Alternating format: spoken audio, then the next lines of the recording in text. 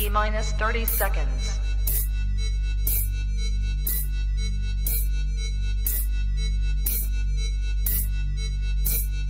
T-minus 20 seconds.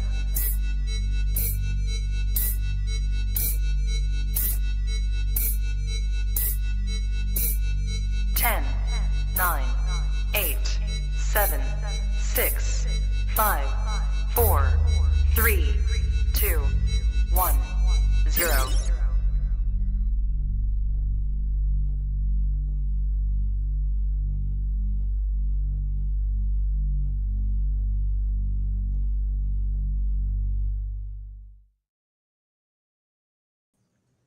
Hello, everybody. Welcome.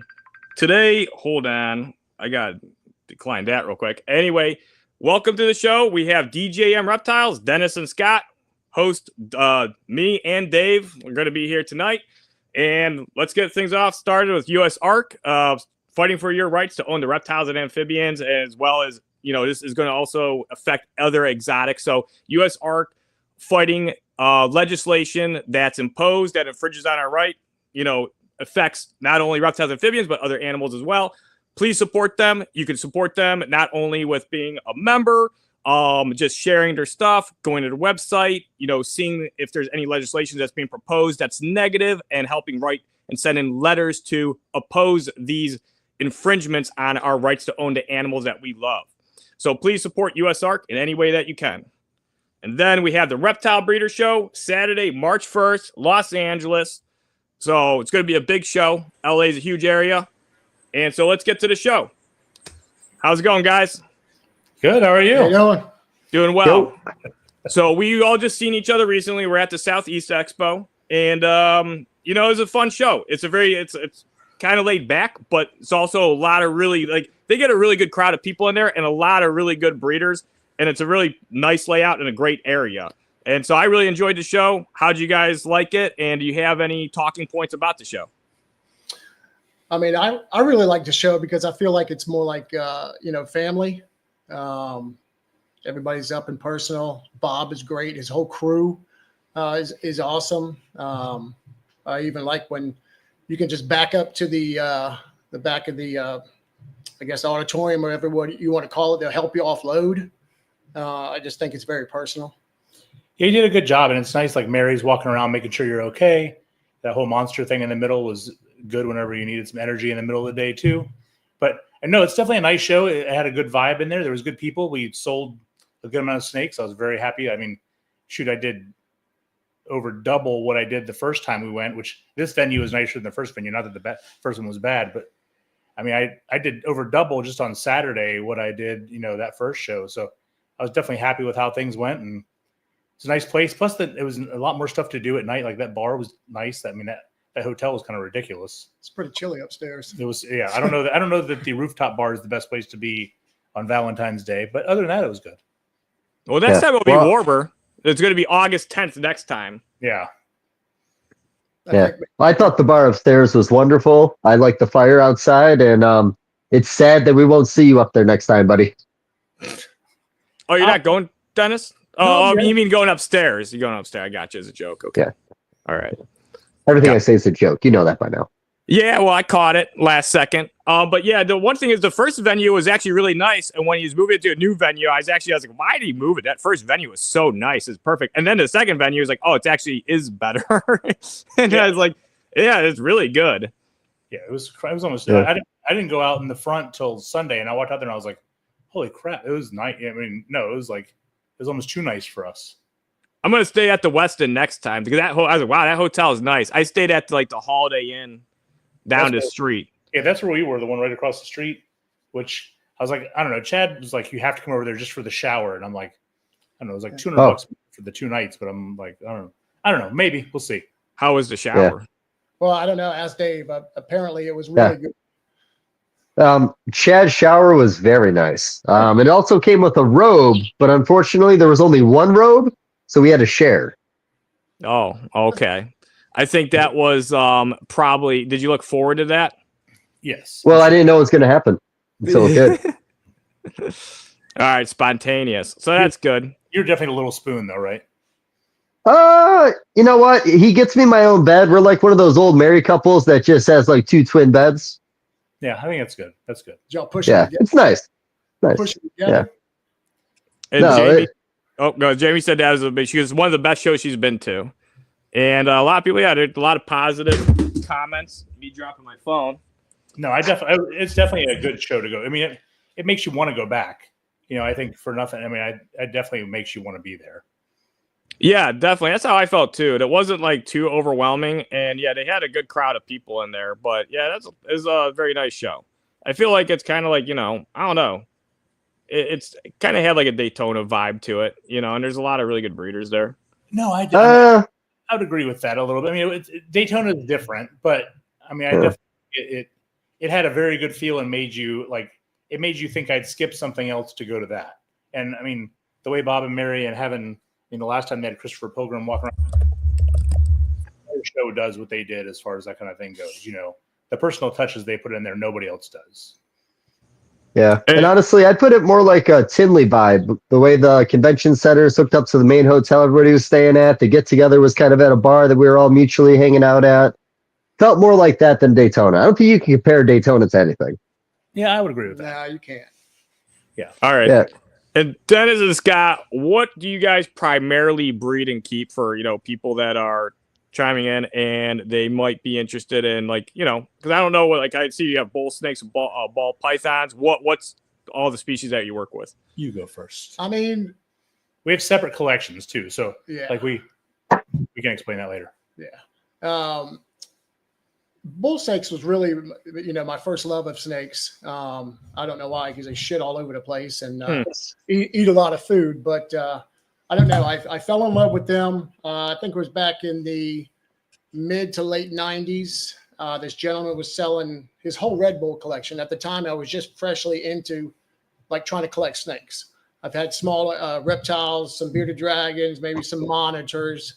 If I'd have known what I know now, I should have bought his collection. At that time, the Red Bulls, I guess they were up and coming. I bought one. Another friend of mine bought another one at the Baltimore show back when they did the MORPH show. And we bred them together, made some nice looking Red Bulls, and they just started flying off the table. At that time, I think we sold them for $85 a piece. And then I actually made the first Red Bull albino. If I would have known what I had then, I probably should have kept those back, but those were going for about $125. Now they're anywhere between, I don't know, $300-$400, depending on where you get it and how much red is in it. I also kept corn snakes and garter snakes at that time. I kind of had variation of stuff throughout the room. I just didn't stick with one thing. I don't like to look at just all ball pythons or all bull snakes. I like to see different stuff in the room, stuff that's moving around, maybe a couple of things in cages, but had some hognose, monitors, frilled dragons, Kimberly Rock monitors. I was all over the spectrum. So I kind of try to reel it in a little bit, but that didn't help. I still do the same thing. I don't think I primarily just breed one thing. Okay. So, I got boas. I did start collecting ball pythons. I did get out of it for a little while. Kids were starting to get older, and we were doing a lot of baseball traveling, so I really got rid of a whole bunch of stuff. Nice cages. Just dumped it all because I didn't have time. I should have kept it all knowing I'd get back into it later, which I did. And I started collecting some ball pythons. I like them. They just are not doing what they did to me with, keeping bull snakes and boas. I really enjoy keeping boas. So I'm starting to get a little collection back on those, and actually picked up a pair of hogs from who's it, Brent? Yeah, while we were at the. You probably shouldn't tell Junior that. Yeah. Oh yeah, hog. No, I thought you were gonna say Hog Island boas. Yeah. Oh yeah, I know. Yeah, you should have told me that. They were good prices. I went over there probably like 10 times to tell him his prices sucked. Yeah, I'll come see you next time. All right. Yeah. All right. He was table right was- across my from table you, was buddy. You closer didn't too. have to walk far. Yeah, my table was literally like 12. I guess I could have tripped all into your damn collection. You But could the golf cart could have knocked you in there. Yeah, could have. so yeah, What year did you guys both start breeding? I think Dennis he's been breeding a lot longer than I have. I started messing around, I would say, in the mid 90s. I mean, I collected stuff like box turtles and some red ear sliders, but I would guess probably the mid to late 90s is when I started breeding stuff. I think I remember the first thing I ever bred were bearded dragons. And I think that was like 95. That's probably the first thing I bought. And then I did carpet pythons after that, like probably the next year. That was my first snake I ever bred. And then I did leopard geckos in that time frame too. And then, I don't know, he went like, you and Chad we probably met all around the same time. So I worked at a pet store in Virginia Beach. And so actually all of us three did. And so I think I met Chad and Scott probably in like 98, maybe 97, something like that. It might have even been. It was earlier than that because I got married. You were in my wedding. I graduated night. So maybe 94 we met, something like that. Maybe that's when we all met around there because Chad had moved out like right after high school. So maybe around that. Goodness gracious, we've known each other for a long time. So yeah, I started breeding then, and then it just kind of, and we worked for a guy and we would help him and he'd give us projects to breed for him as well. And then we kind of broke off and did stuff probably in the late 90s individually. Now, when you guys talk about a pet store, is that Jim Bob's family's pet store? No, there was a place called Animal. It was bigger than Jim Bob's pet store. It was the rival of Jim Bob. It probably, I don't know, I would say is probably 7 times bigger. It was an old Food Lion grocery store. You know, it was 37,000 square feet, I think is what it was or something like that. Or is that right? Does that seem right? Yeah, it was huge. I mean, it was the biggest pet store on the East Coast. I thought, it was at big. The time. It was huge. And my numbers might be off. Hopefully I'm not. But it was a lot. It was a huge store, and we all worked in there. We worked in a smaller store, and then it expanded. And at that time, actually, Scott went from like 1 snake to like 100 snakes in like a year, I think. And Chad was living in like a 1-bedroom apartment. He had like water dragons running loose and ball python and stuff like that. And he did mainly colubrids then. And then you were doing like boas, and I think I was doing like mainly like Amazon tree boas and carpet pythons at that point. And then kind of it all evolved. Then when Chad joined the fire department, he moved in with me, and we had a room together where like he was doing ball pythons and corns, and I was doing like carpet pythons and womas and tree boas and stuff like that. And then it kind of evolved from there. And my collection is like, I don't know, I think I have like 19 species of snakes or something like that. So I mean, I have like olive pythons, Maclops pythons, Savu. I do like all the blood and short tail pythons. I've got ball pythons. I've also got like different milk snakes and Amazon tree boas and some Hog Island boas.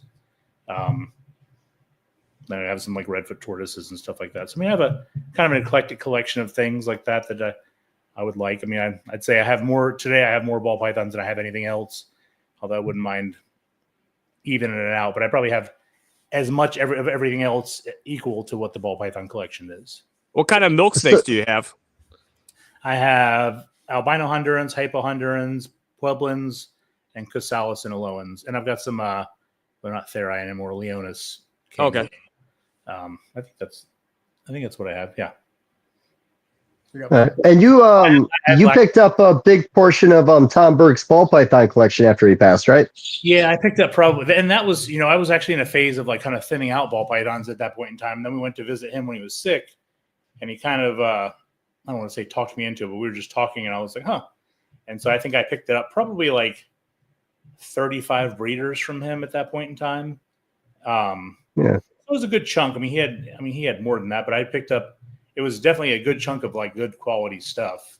And so, yeah, I picked up, I don't know, I want to say it was like 22 breeding females from him out of that.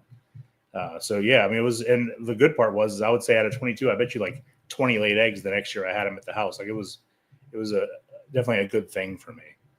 Plus he had real nice.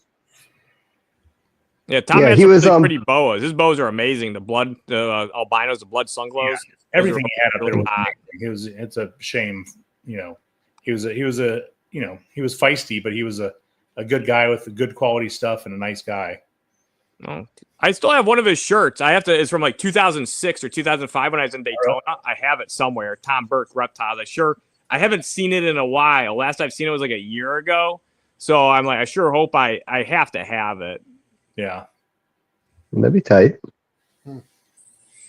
What? I'm sorry. So when you were buying carpet pythons back in the 90s, did you do that like based on a certain breeder, or was that just something that like came into the pet store? No, well, my first carpet pythons were coastal carpets that came in the pet store. So I got a pair of whatever they were called, Queenslands. They were very different than any of the coastals that are around now. And then it was in Orlando when the show was down there, and I wanted to buy some jungle carpets, and so I saved money up to go down there. They were, high end was like $400 a piece at that point in time, and there was not one available in all of Orlando.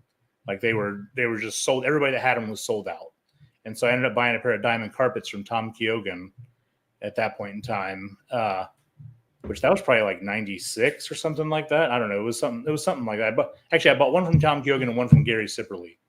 And then the next year or later on that year, I ended up buying a pair of nice jungles from Craig Trumbauer.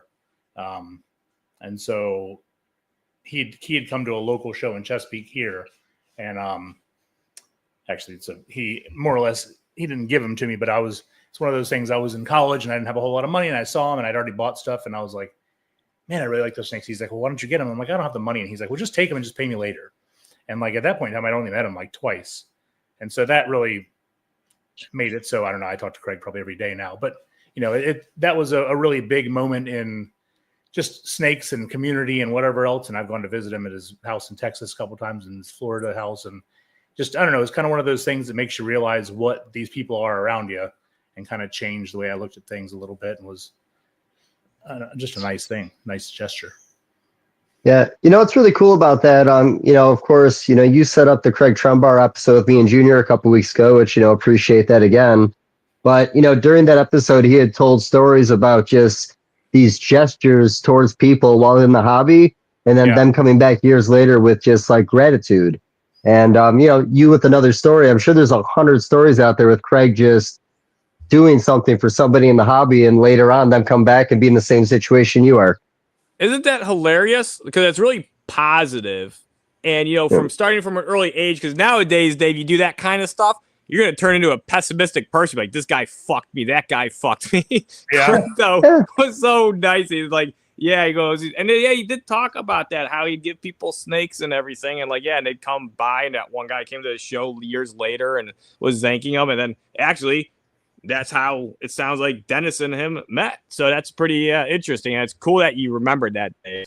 Yeah, and I've done it a couple times. So like I've given a snake away at each Daytona now, and I guess they told him, and so he came over and hugged me awkwardly in the middle of the show and kissed me in the show this year. He's like, I heard you did what? And I was like, what did you hear? And then so I've tried to do it a little bit myself. I think it makes you feel nice, and it's kind of crazy. I did it to a girl that came back and took a picture behind the table, and she was, I don't know, 10, 12, something like that. And it was her first snake, and she was scared, and it helped out. And so I don't know, I feel like you could pay it forward a little bit. I'm not huge on that in every aspect of life, so I figure I should put a little bit of effort in just little things. Yeah, no, I agree with that. Honestly, I think earlier in the hobby, when I had less to give and less just in life, I think like that was more difficult. But I know I had a couple of gestures. I feel like now more than ever, and like Junior said, I've probably been on the wrong side of it, but when I do these things, I don't expect it to be a positive. It's because I want to do it. But we'll see. Maybe they need to stew for a little while. Maybe in 20 years, these guys are all going to come out of the woodwork at the same time. True. Sometimes I've also found that, like with friends, I'd rather almost give snakes to friends than have them pay for them, because I feel 100%. Like I've done that a couple of times where people are like, I don't know, it doesn't always go as well as it could in some aspects, being like, I heard you sold this for this when you sold it to me. And I'm like, I'd rather just give snakes away at this point in time for that kind of, not to everybody, but to like, good friends. I'd almost rather do it that way to just save the hassle. Now, okay. Steve Doss asked, if I hug you, do I get a snake? Oh, geez. Steve Doss from the Reptile Factory. He's off his meds right now. We don't want to really talk to him. He's off his meds. All right. I'm gonna type that to him right now. He'll probably understand. I'm sure he heard it. Yeah. He did.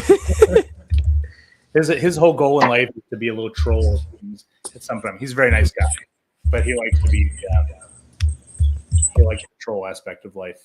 Yeah, but I do agree about just letting people enjoy animals, giving them an animal, let them do some research on it.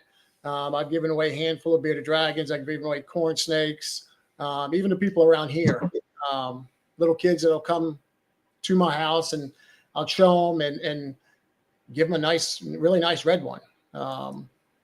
Sometimes they come back to you because they can't take care of it, but they, at least you can give them a chance to be able to get one and be able to enjoy it instead of trying to, pay $400 or $500 for a real nice animal when, you can give them something and let them enjoy it.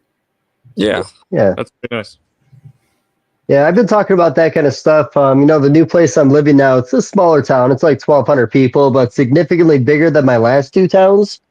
I want to try to do stuff more with like the local high school, the youth programs. I got a library like a block away that I might just like offer some free time to show some animals off. But I feel like I've been a recluse for years. I want to get back out there and start mingling again. It's good. I do a thing for first grade at my kids' school every year. I've done some birthday parties for some of their friends, things like that. Like, it definitely, I don't know, it makes it so, if nothing else, you get to know people, and they'll, sometimes for good or bad, they'll contact you if they ever find a snake out there. They want to know what it is.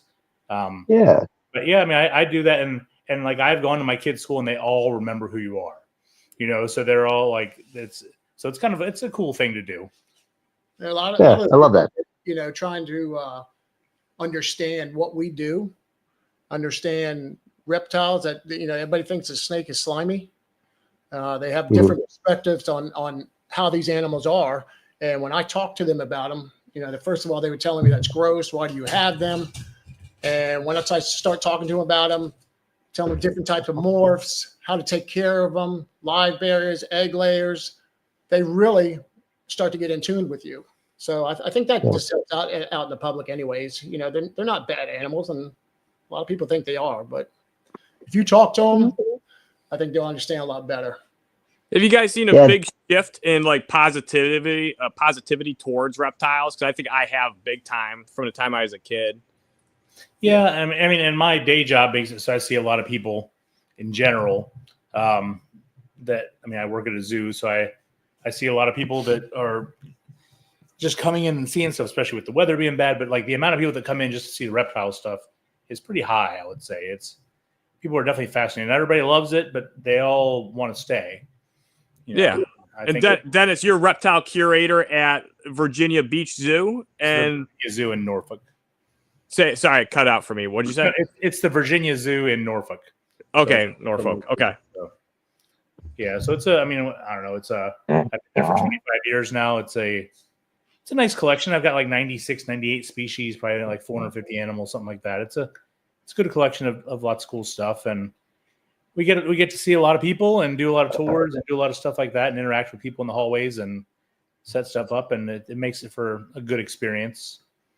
And you're in charge of all Mexican beaded lizard breeding programs across all the zoos in the U.S. Am I correct? I am. Yeah, I'm the SSP coordinator and the stud bookkeeper for. Well, now it was Rio Fuertes, but we've actually combined the Rio Fuerte and the Mexican beaded lizard grouping. So, yes, I get to be kind of the matchmaker for all of that, and then I get to move animals around, and I don't really get. I suggest who should move here and there there's a population biologist that helps with that as well, but I get to be kind of the liaison to figure out what we should do and how many we should make, and I'm trying to work with Ben from RGI on doing like skin shed tests to see if we can sex some of them, and then work on maybe some genetic testing in the future too. So I've been in contact with him. We haven't done anything yet, but that's been kind of one of the things we wanted to work on.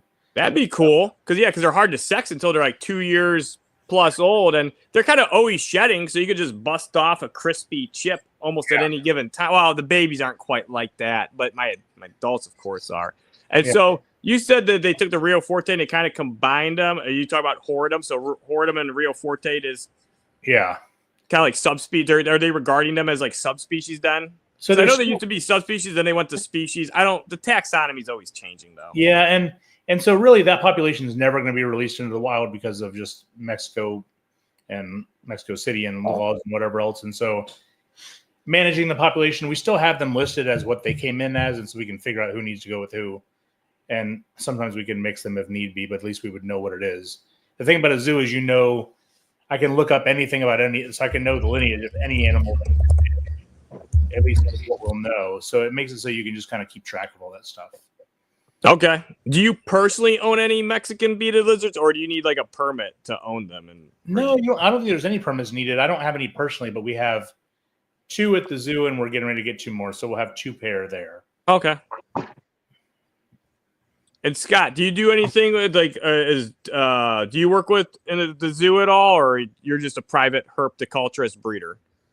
That's it. All right. That's it. So Dennis here, and so Dennis, what do you do at your job as a curator? So that's one thing I'm curious about. What does a reptile curator do at a zoo? So for me, my mornings are working with staff and with animals. So I go and take care of a section from 7:30 till 12:30. So I feed and water and clean and whatever else.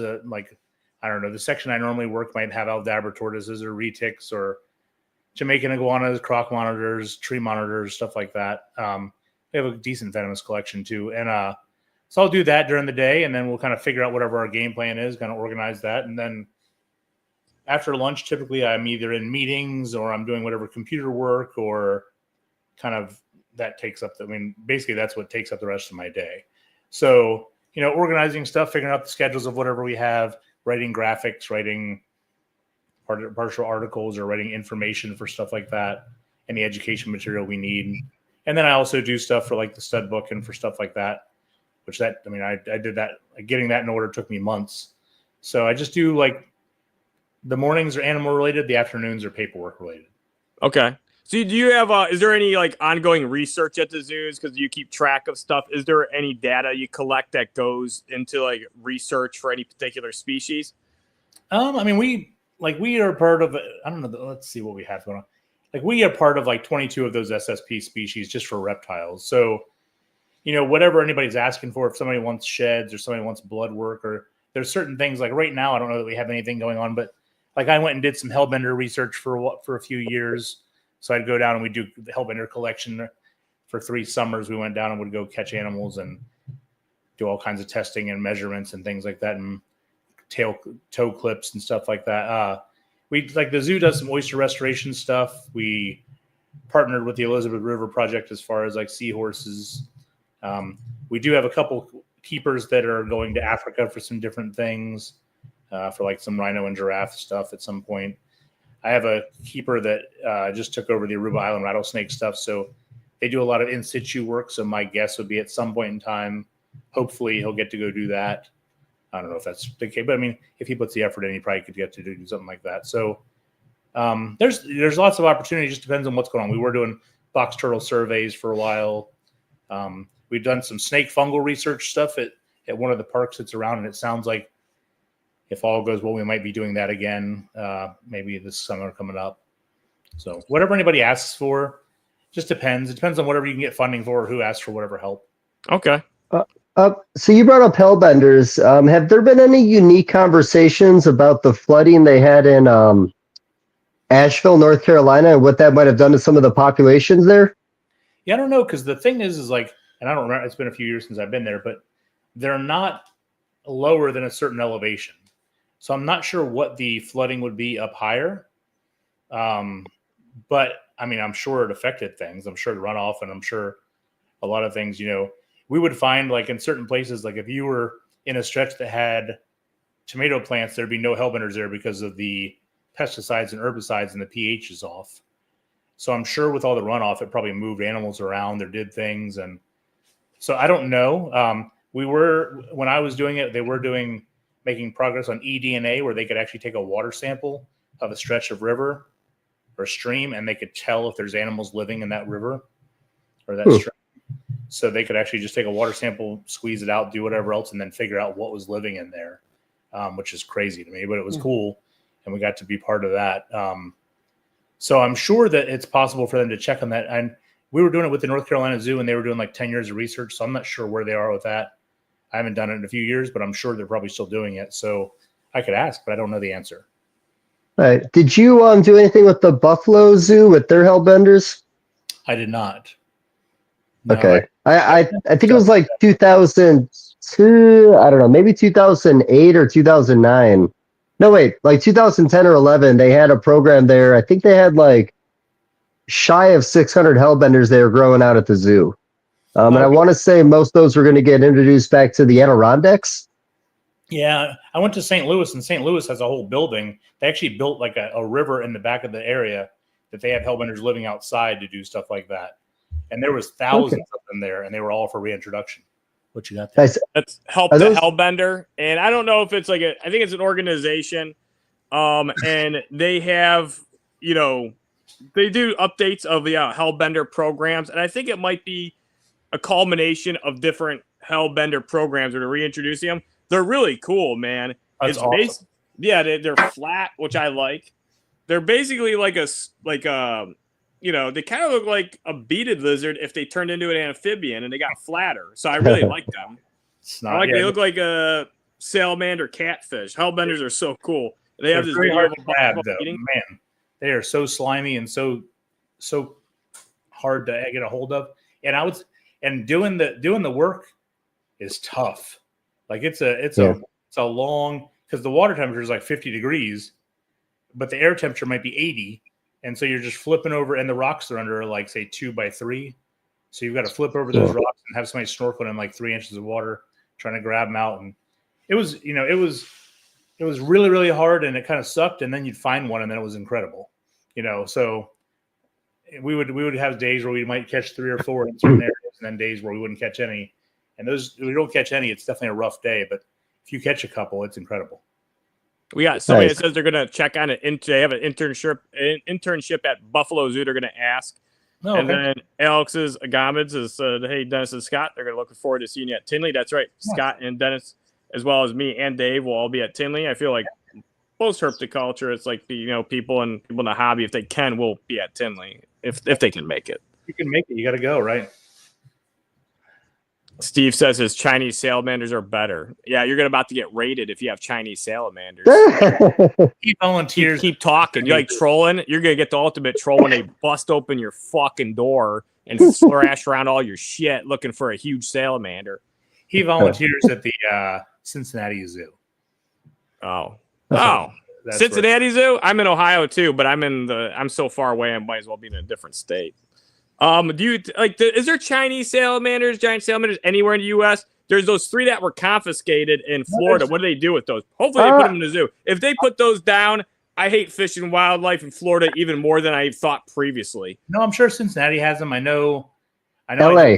I just saw some at the National Zoo in D.C. They have Chinese giant salamanders? That's really cool. Japanese ones, yeah. They have Japanese ones. LA had one like a decade ago. I saw it. Really? San Antonio. Few of them. I don't know who all has them, but yeah, they're awesome. I mean, I love that. You ever watch those breeding programs they have over there in China, and they have them like in outdoor pens, and they have like a little sewer grate like port, and that's their hide, and they lay their eggs in there, and then they have the little stream of water, and they just have looks like gigantic chopsticks that they feed them fish on. Well, there's aquariums in the back that are probably 10 feet by 4, or so. I don't know. They're huge, and they've got them in those like in those trash can lids. Nice. So that's the thing. It's like, so when somebody smuggles something, the zoos like it. Like, we got a new cool species to work with. Look at this. I don't know. It's not always that easy, but yeah, I mean, if you get by the vet part, you got a lot of hoops to run through for things like that. And the problem with smuggling is usually Fish and Game wants it gone like in a day. And if you have a collection of animals, you know, they want to do PCRs on crypto and on just every fecal analysis to make sure you're not bringing anything in that's going to wipe out a collection. So it just makes it smart. It's very, very difficult to bring stuff into a zoo. We've bought some stuff from some people, and I always try to preface it like, we're going to ask for all this stuff. It's going to be a long process. And then it's usually longer than I expected it to be. But some people follow through and help us out. Like we got some tree monitors from Brian Susan. Again, I think we probably made it harder than he was expecting, which actually he told me last week. He said it was his hardest sale ever. And I'm like, sorry, but we got, you know, I understand where the vets are coming from, and I understand the hardness of being on the other side. So, but you do what you got to do.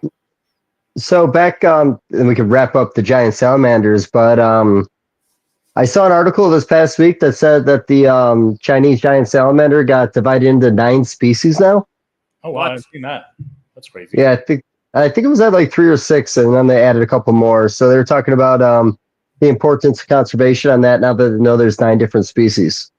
Are they doing that just to elevate the, basically to get grant money and to do more studies and to designate? Yeah. I think they do that with taxonomy sometimes, where they purposely, move something to a separate species where then they can have conservation status. And I mean, not saying it's a bad thing, but how the hell are there 9 different species of these giant salmon? I can see the Japanese and the Chinese ones, but are you going to tell me there's all these different? Where the fuck did they find these things? And by the way, they mass produce these things over there for food. They produce them by the fucking millions to sell them basically as like hot dogs on a bun. So are you saying it's giant salamander propaganda, buddy? Yes, it definitely is. It's Chinese giant salamander propaganda. It's Chinese propaganda, but in the form of salamanders. I'm telling you. Well, maybe all 9 species taste differently, and it's on the menu now. How do they have 9 species of these things? Like, I'll send you the article, buddy. You can read it. Yeah. Okay. I want to read this one.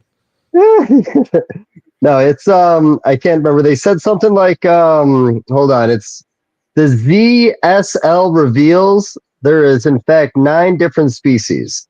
What's the ZSL? I don't know what that is. Yeah, I don't know. I was asking Dennis. I knew you didn't know. I don't know what it is. Let's see. I got a computer right here. Well, I have a computer right here too, man. I could have done that myself. Yeah, but you can't see it, Dave. It's pitch black where you're at. The Victorian Football League. On my screen, buddy. I don't know what it is. It came up as Victorian Football League. I don't know what it is. That's probably soccer, actually, if it's Victorian. Put that in, and then Chinese giant salamander. Let's see what that comes up as. They are fun. The Chinese giant salamander should come up in conversation a lot. So, I often forget that there's like a salamander that can achieve weights of over 50 pounds. I'm assuming these ones that are over 50 pounds, though, it's just because they're fed an insane amount in captivity, and you're not really seeing them that big in the wild. But there is one, I think it's supposed to be like 70 pounds. It's supposed to be the record. Yeah, I don't know. Trace Harden. Do you know Trace Harden? Either of you? He went over there and saw some in the wild, and they had some. Okay, they were pretty big. I'm pretty sure they were in the wild.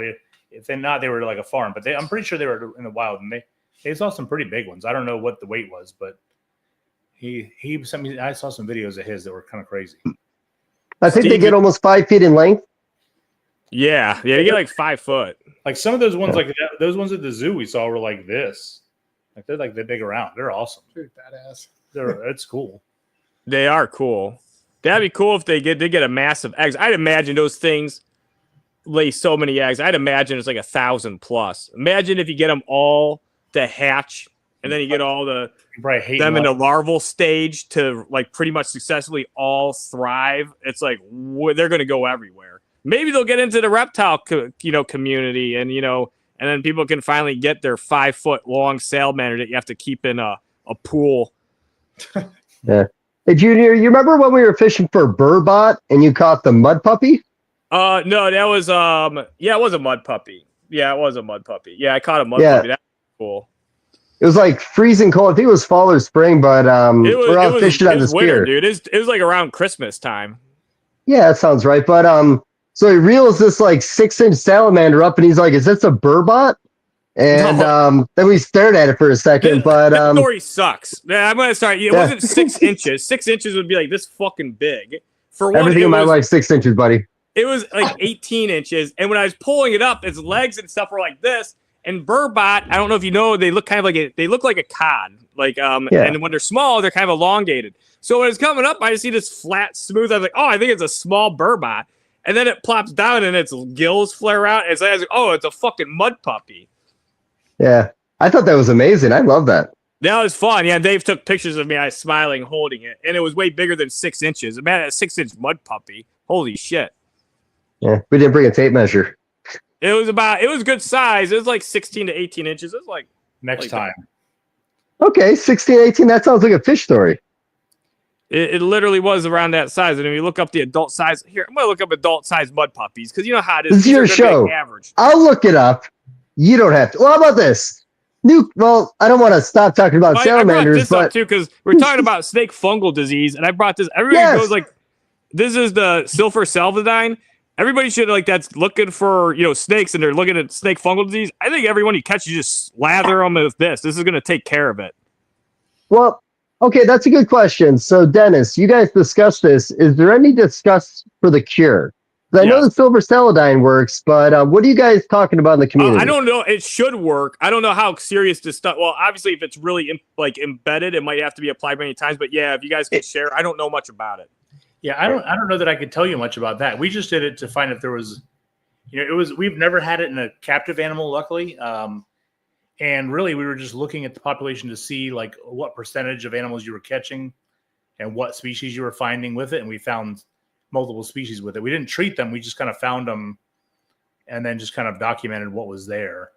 So I don't know that I can even tell you. I mean, we have vets for all that stuff. So I don't really, usually they just tell us what the answer is, but I don't really know the answer to that one. Well, is that a mud puppy? These are mud puppies. That's about how big the one I caught was. Yeah, we got to find that old picture. I'll find. Yeah, no way that guy's hand is 18 inches long, buddy. Yeah, the salamander isn't taking up his whole hand, and it's bent, and it has a tail. I'm including the tail length, of course. It says they can get up to 19 inches long. I'm saying mine was probably around 16 inches, tail to nose. Maybe it was 15. Yeah. It was a long time ago, but it was definitely way bigger than 6 fucking inches. That'd be like the size of a bluegill. Yeah, when I add my balls to the equation, it's 7.5. Yeah, all right. This is definitely not the children's show. On that fucking. It never is. Never has been. We talked about this. This person asked what the difference between a mud puppy and a hellbender is. There's they're a completely different species. I don't think they're really closely related at all. But anyway, yeah, they're actually common in some parts of Ohio. There's this one place where this one girl that my one friend knew, she's like, we went fishing in this one canal offshoot, is in Lake Erie, and they caught 3 or 4 of them. And they said that they were they didn't even want to catch them. They're like, oh, those things are a nuisance. And you caught 3 or 4 of them. I was like, where is that spot? I want to go. Yeah. A lot of fishermen find them and kill them, or that's how they get a lot of records, is fishermen catching them. And that was the cool thing for me was, doing that research when we did the hellbender stuff was I'd been keeping snakes for, I don't know, probably 15, 20 years at that point in time. Or maybe, I guess probably 15 years. But just realizing how important what the silt was. Did we see crayfish? Did we see, what was the pH? What was all of the things that, kind of take for granted, all that stuff, because it was very predictable. If you found certain things, they were always there. If you did not find other things or parameters were off, they were not there. It was very, very easy to find. Once you figure out what you need to know, it's actually pretty easy to find where you need to go. So, and pretty much all these breeding programs at all these different zoos are all based on releasing them back into the wild, right? Not all of them. So really, some are, some aren't. So it just depends. Some are just for education. Some are just for exhibit. Some are for reintroduction. If you're doing reintroduction, you have to have a biosecure area where nobody's, basically you're working in a hazmat suit and you're not introducing any captive things to it before you release it. And so there's lots of different ways to do it. It just depends on what aspects of things you're looking at. Okay. So what are you guys doing with all these hellbenders in there? And you guys calling them? We don't have any of those places most of those places that have them, they release them. Yeah, that's what I think. The Hellbender Foundation thing, they release all of them. They get hundreds of them, and then they release them. They get them, they head start them to a certain size, and then once they get to a certain size, then they'll go let them go. I want to know where that spot is so I can go herping there and find one immediately and be like, yeah, I found my Hellbender. Check it out. I got that spot here, Junior, when you come to visit. Do you? You have a Hellbender spot? I have a friend that has a person that's in the program where they release them. So I have a good idea where they release them. We can kind of check that area. That's more of a joke. I want to find a big one. I want to be happy finding a small one. I want to find one that's 18 inches. Well, when it's 6 inches, you can tell we're 18. Yeah, right. I'll find. Yeah, I'm gonna find that picture of that mud puppy, and I think it was it's pretty good size. It wasn't small. I hope so, man. Honestly, I forgot all about that picture.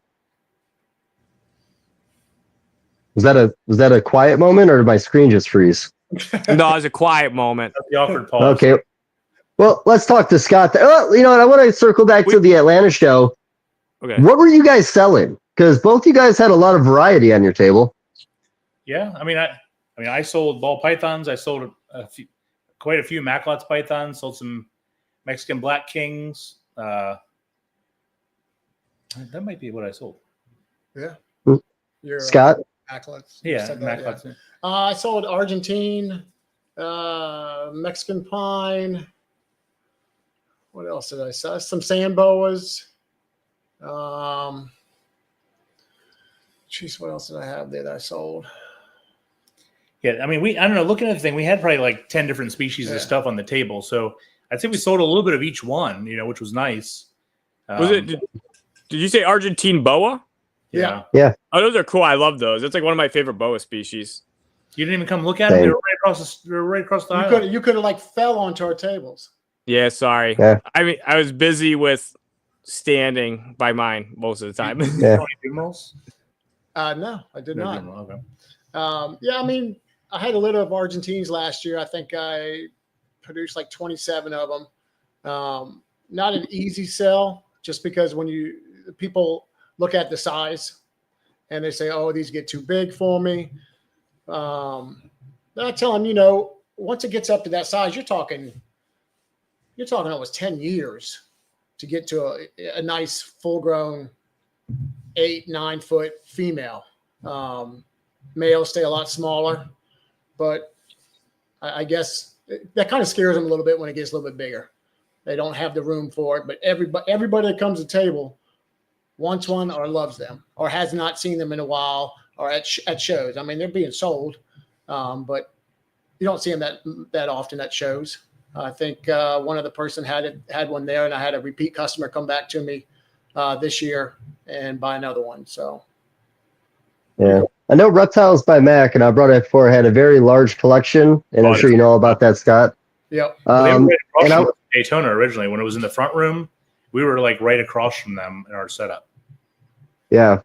They always brought a big adult out, and there's no prettier animal than an adult T-positive Argentine. They're really pretty. They're like a golden brown color, like a tinge of orange. I haven't seen one in a while, but yeah, they're really neat. I really like Argentines. I like their labyrinth of or the really reticulated pattern.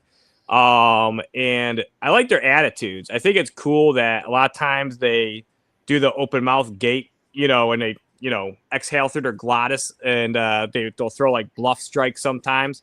I remember I seen one when I was 15. This guy kept taking it out, and it would just hang its mouth open and expand its glottis and hiss, and it would just go like this and wouldn't even strike. I was like, wow, that's like, I really like the pattern and the color of it too. It's a really dark one. I was like, man, that's like a really cool boa. And that's I think the first time where I kind of noticed and realized and then discovered what an Argentine boa was. And yeah, I like them a lot. I think they're really cool. Yeah, they are definitely awesome. Yeah. And for me at the show too, is having things like Maclots pythons, which is weird to me, that the amount of people that come up and talk to you about having had those when they were cheap or when they were whatever else.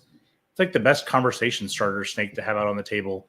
And I sell a good amount of them too, but that's always a good thing to have out there. I remember when I seen backlots and Savus when I was a kid, and yeah, they were like $100, $150, but even then they weren't super common. You couldn't find a bunch of them. There's always one or two, and so it's one of those things that the reptile community and market has expanded. Now that there's more people that appreciate them, and there still is a small number, and it's a lot of stuff was like that though. Even when I was around 20, those ringed pythons were dirt cheap. Now they're hard to get. They're expensive. Yeah, now they're expensive. And then, you see other diamond pythons. You were talking about diamond pythons and getting those from Craig Trumbauer. I remember seeing when I was around 9 and 10 years old and 11, there would always be, and I don't know if you've seen them too, I'd always see jungle carpet diamond python mixes, and they'd have the percentages 75% jungle carpet, 25%.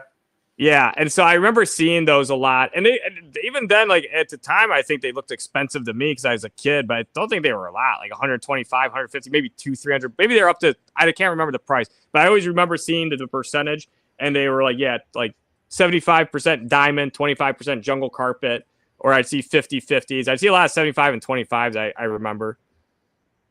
Well, the prices were different back then too. Like in those Orlando days, like an expensive snake was $400. You know, that was like that was like almost the higher. I mean, you'd have things that were like a little bit that were higher, but like rainbow boa, because there wasn't everything that we have today. So it was like rainbow boas were like $400 or $500. Jungle carpets were $400 or $500. You know, that was kind of like there wasn't a whole lot of stuff that was $1,000 or more. It was kind of one of those. You know, everything was in the $100 to $200 range, and then there were these things that were a little bit higher. I can remember what was that guy's name? There was a guy there that had a beautiful, like blood red Amazon tree boa, and I think he wanted $125 for it. You know, and that was mid '90s. It was just the prices were just different. Yeah, that's what kills me because there's always been things in the hobby I've loved over the years, and now everything that I loved that I never bought is too much money now. Like literally every species has gone up. Well, I made a lot of those really nice red Amazons, and that was in the early 2000s. And I can remember selling them for like $400, and I thought that I was ripping people off. You know, I was like, I can't believe people were spending this much money on these things. And now those same snakes, you probably pay $1,200, $1,500 for that same thing. It's crazy to me that I just at that point in time, I thought I didn't think I was ripping people off, but I was amazed people would pay that much money for it. Yeah, it's like Norm Dam with this tangerine Honduran milks. I remember when those were like $500 each, and that was like 22 years ago.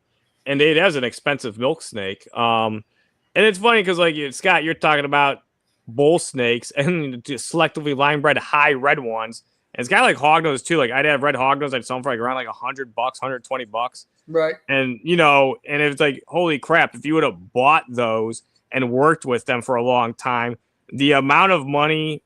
Not that it's like all about money, but just because of the, you know, work you put into it, the results and everything. But the results and what it outputs is like really great because, you know, and you were saying like red albino bull snake. So you have a selectively line bred, you know, animal combined with a recessive, $125 each, you know, right around, I guess you said this was late 90s, early 2000s. Yeah. So, you know, that's pretty good money. But at the same time, in relation to now, it's like you're saying they're actually more now than they were back then.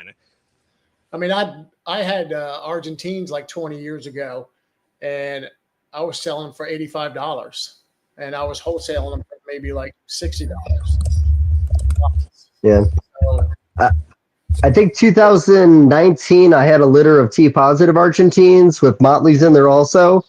And I want to say I sold the T positives for maybe 600 or 800.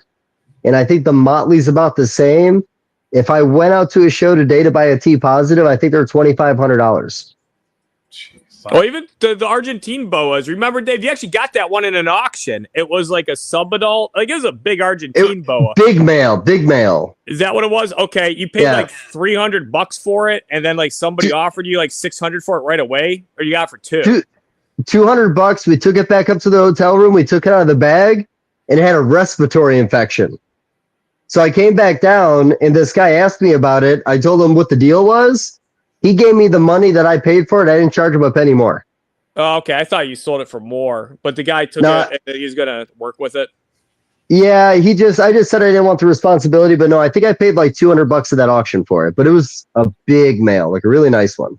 I remember seeing the T positive Argentines for like $300 and $400. I want to say, and then like, you know, then once they were, you know, more scarce, and then now that you can't even get Argentine boas, like I think they were getting them like farm raised, if I believe, when they were like $75 each, like 20 years ago. Those had to be like farm raised individuals.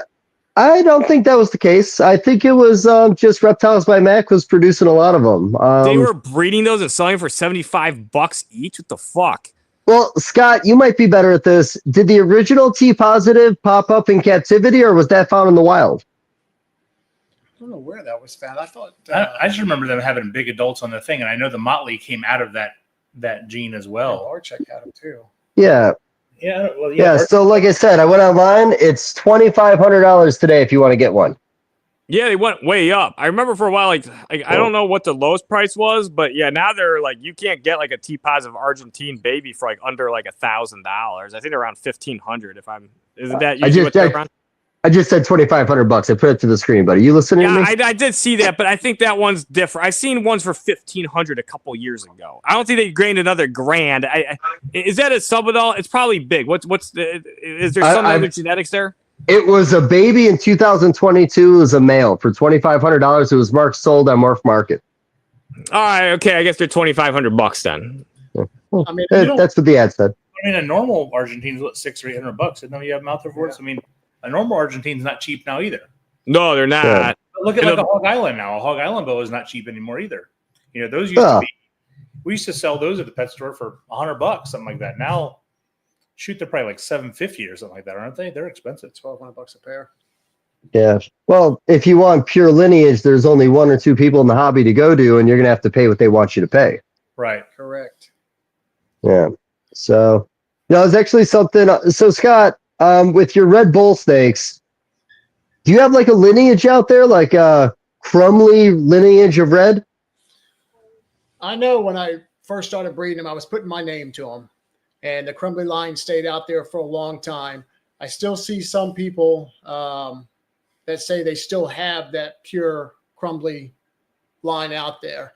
Then I've talked to a lot of other people said they've taken that and they bred it with whatever. They were just looking for a better red animal, either putting it back into the Kingsville. From what I remember, Kingsville a little bit smaller. My Red Bulls were probably 6 foot, and they could eat large, close to jumbo rats. I remember opening up a cage and actually feeding them with tongs, missed the tongs, grab my arm and pull me back into the cage, let go, realizing that I wasn't nothing for them, but they were pretty damn strong. And I just remember any food that I had left over, they would eat it. But for lineage purposes, you sometimes have people that are still looking for that one particular Crumbly line or Kingsville. What do you think the Do you improvements have? with? Go ahead, Dave. No, go ahead, bud. Yeah, I'm I was sorry. going to ask, like, what's the difference you see with the reds back then versus now? Have they improved a lot? Do you have red pigmentation more in their background? Are they more saturated? What are the key 100%, characteristics that are different now from back then? 100% more saturated red. So how they got that, either line breeding, like we talked about. There's a gentleman out there, John Skagger, that says that he still has my original line, and I did buy some from him back when I started getting back into them. I would show you what one is right now, but they are still in hibernation. But they are deep. From now they look more of a deep burnt orange or red. Kind of looks fake when you look at it. It's hard to capture it on a camera because it's just so red. Back then, when I first got them, they wasn't as red, but I still had people coming to my house when I first bred them, was just driving from different states. Remember those first albinos you made? Yeah. They were like purple. Yeah, I did. I forgot about that one. I did make one that was kind of purplish color. And we were at the Daytona show in the front room, and Barczyk was going around, and he was doing one of his snake bites video. And he was talking, and then he stopped dead in his tracks when he saw it, had it out on display. So the blotches were more of a purplish color, and I actually lost that animal about a year later. So I had nothing else that ever popped out like that again. He was really excited to see what was going to happen to that animal in the next couple of years, and nobody was able to see it because it passed away. So Sucks. yeah, and never was able to produce again. I know there's other Red Bulls out there that, they call them tigers. I think there might be another one out there. I don't know what they call it. I was actually popping them out in the late 90s, early 2000s, and I was just calling them railroad tracks because as they started slithering through, I mean, it really messed with your eyes to see all these little, to me, look like railroad tracks. And now they're calling them other things. But back then, if I'd have kept some of those and known that, people were going to get so excited over those and pay 3 times the amount, was crazy.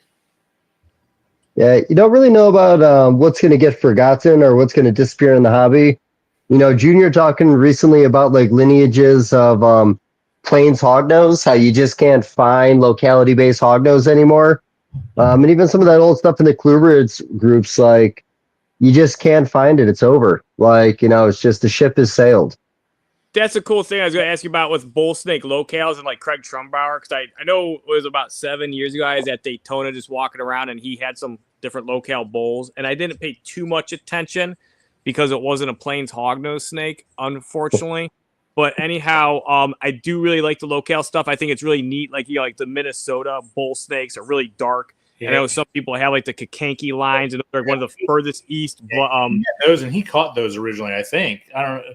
But those, I mean, those were cool. You had those years ago too, right? Yeah, that's a cool thing because like bull snakes. I mean, they like when I go out to Nebraska, herping, which I've only done that a couple times, but I'd go into end of May and I'd find a ton of bull snakes, and they were really impressive because it's like they were very healthy looking.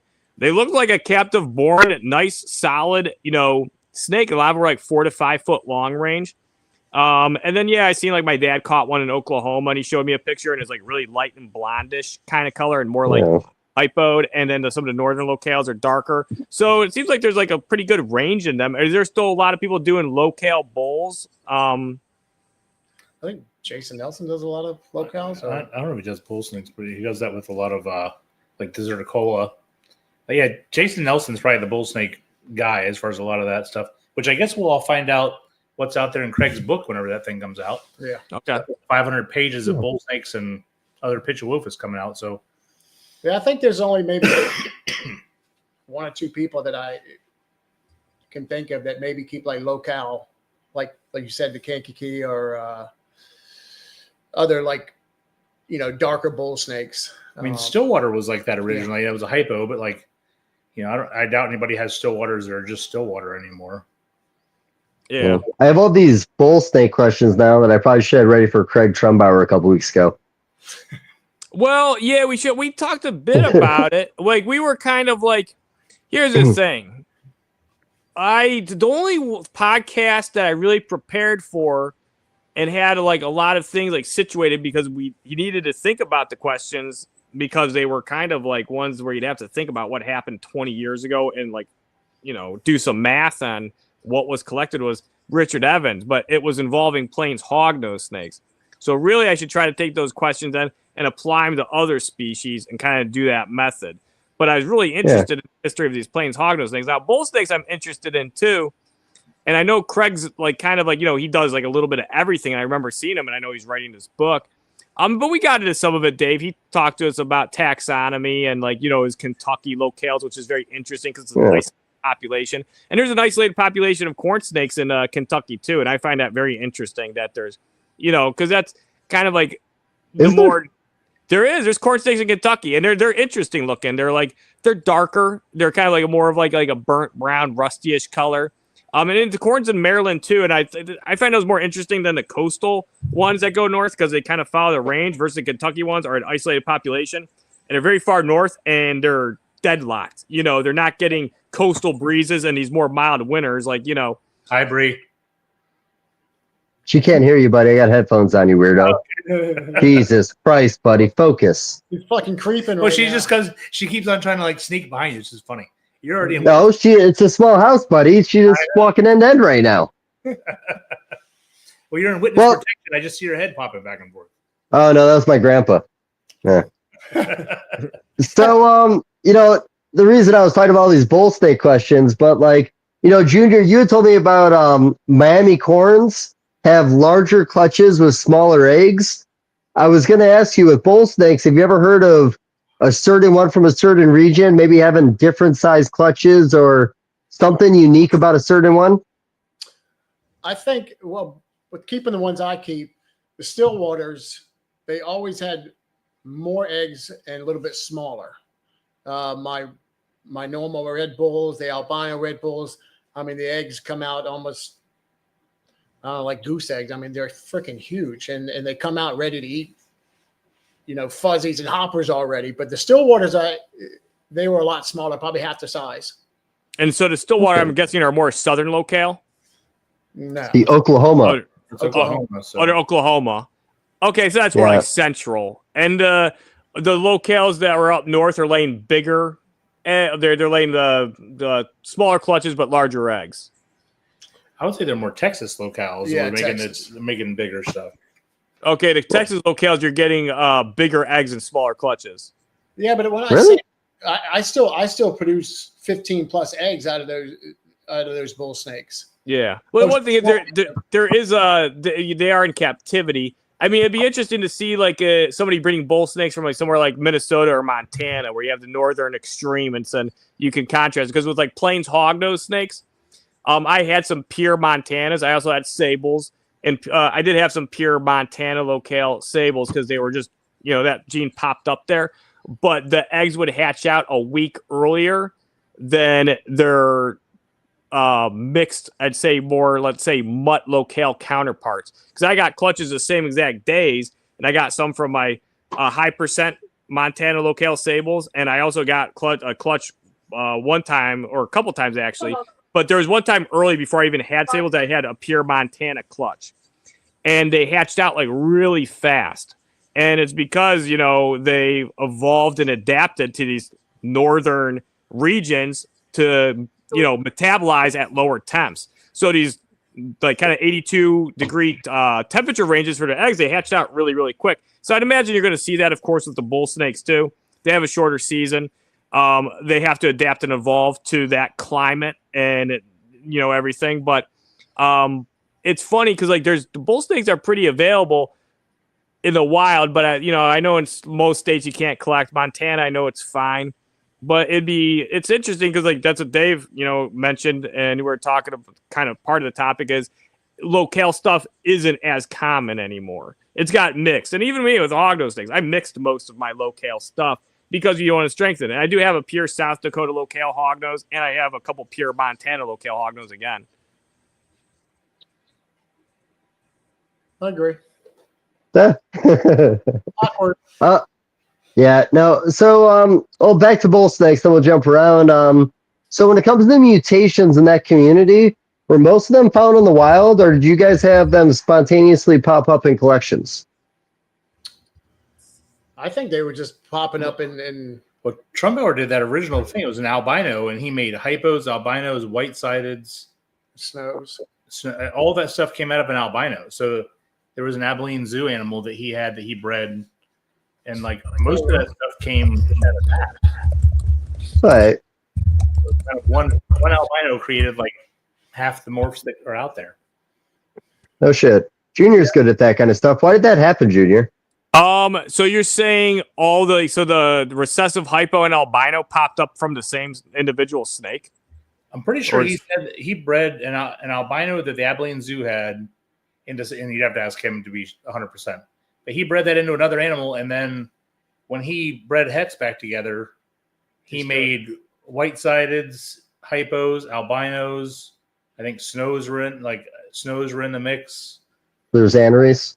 So it sounds like there was some other wild caught ones, and they had genes that they discovered. They got bred into them, and there ain't no way that like a couple pair of snakes from the exact same area made white-sided xanthics albinos. Like shit, find that locale and go there. There's gonna be fucking morphs crawling all over the place. Then this was like in the late 90s. I don't even know how many. Who knows? He could probably tell you the story better. But it was all from like one original breeding.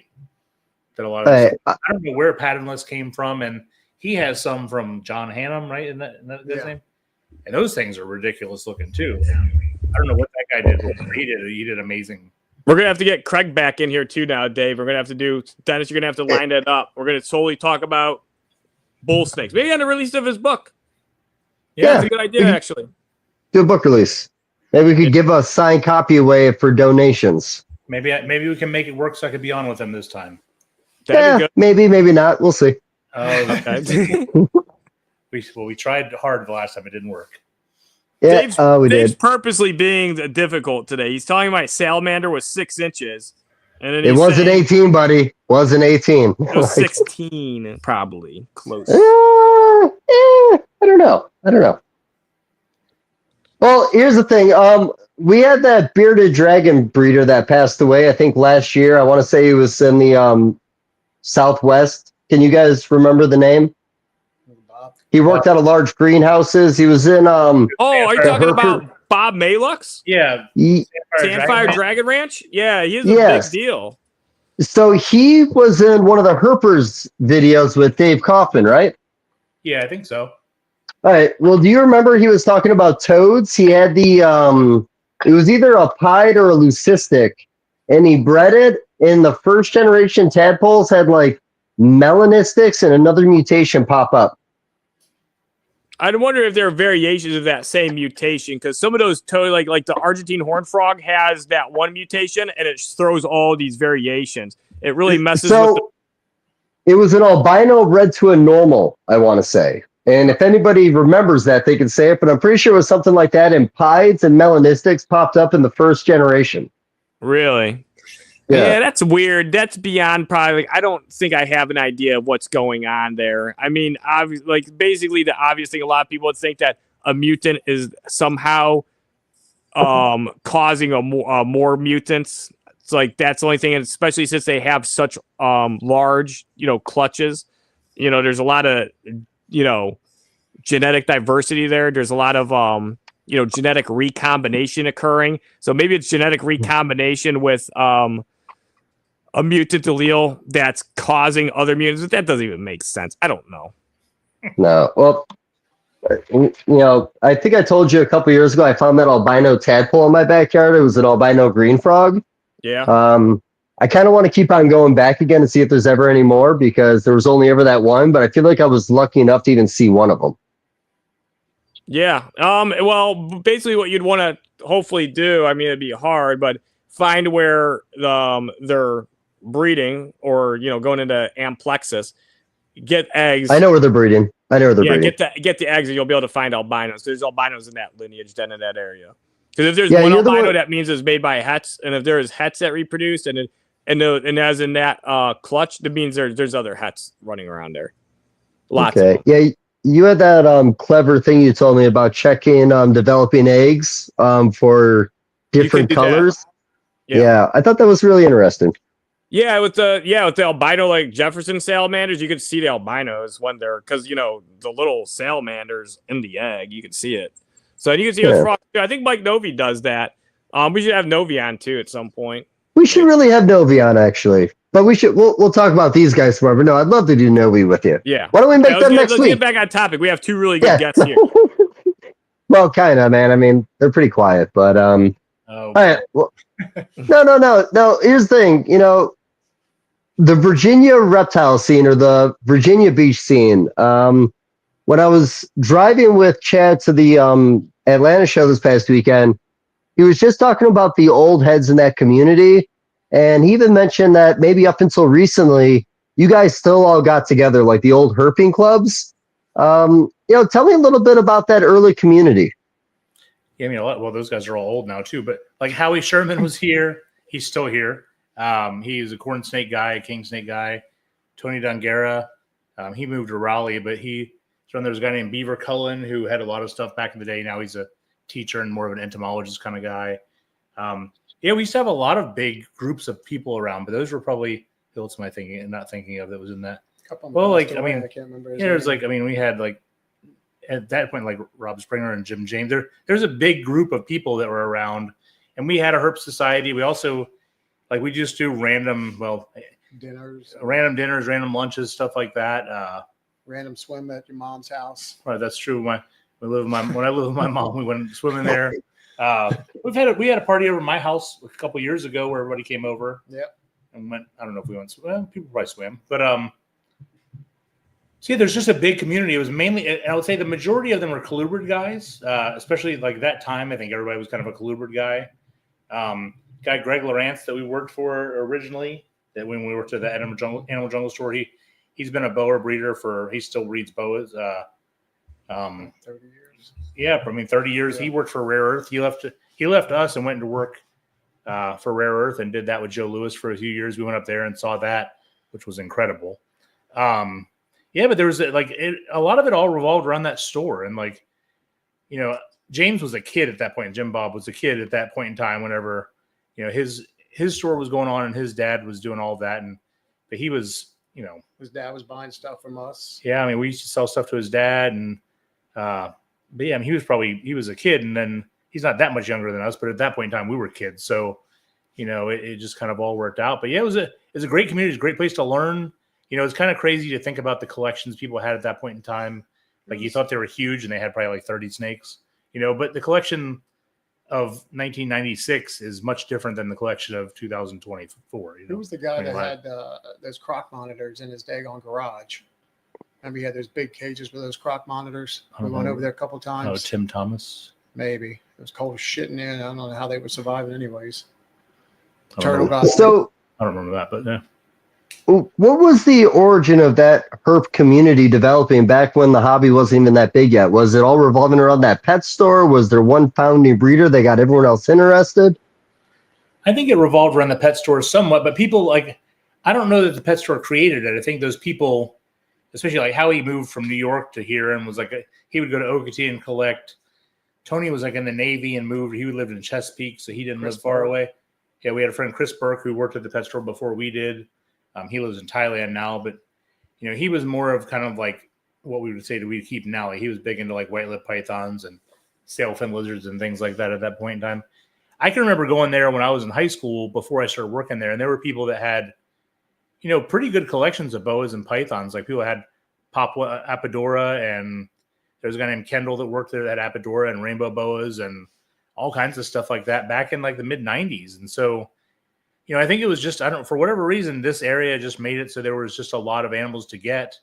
And then a lot of those people were also going to the shows and going collecting, and, they were just traveling. Yeah, I really think that pet store had a lot to do with it, because a lot of us would just meet up there, and maybe not on purpose, but people would just stay. We would just go there. And I think we got kicked out of the reptile room a lot of times because we just hung out there.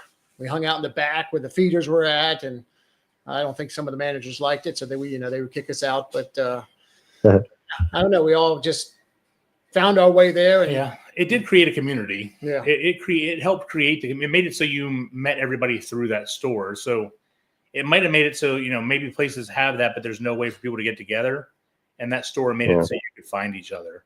The store got a lot of cool stuff. There was a lot of stuff that went through there. It was awesome. It was awesome working. There was, I'd say all the good things that have happened in my life, my friends, my job, my whatever else has probably stemmed from working at that store. It was just a great opportunity. There's things that could have been better about it, but as far as just how things went, I mean, it was a very good opportunity to work with a lot of cool stuff.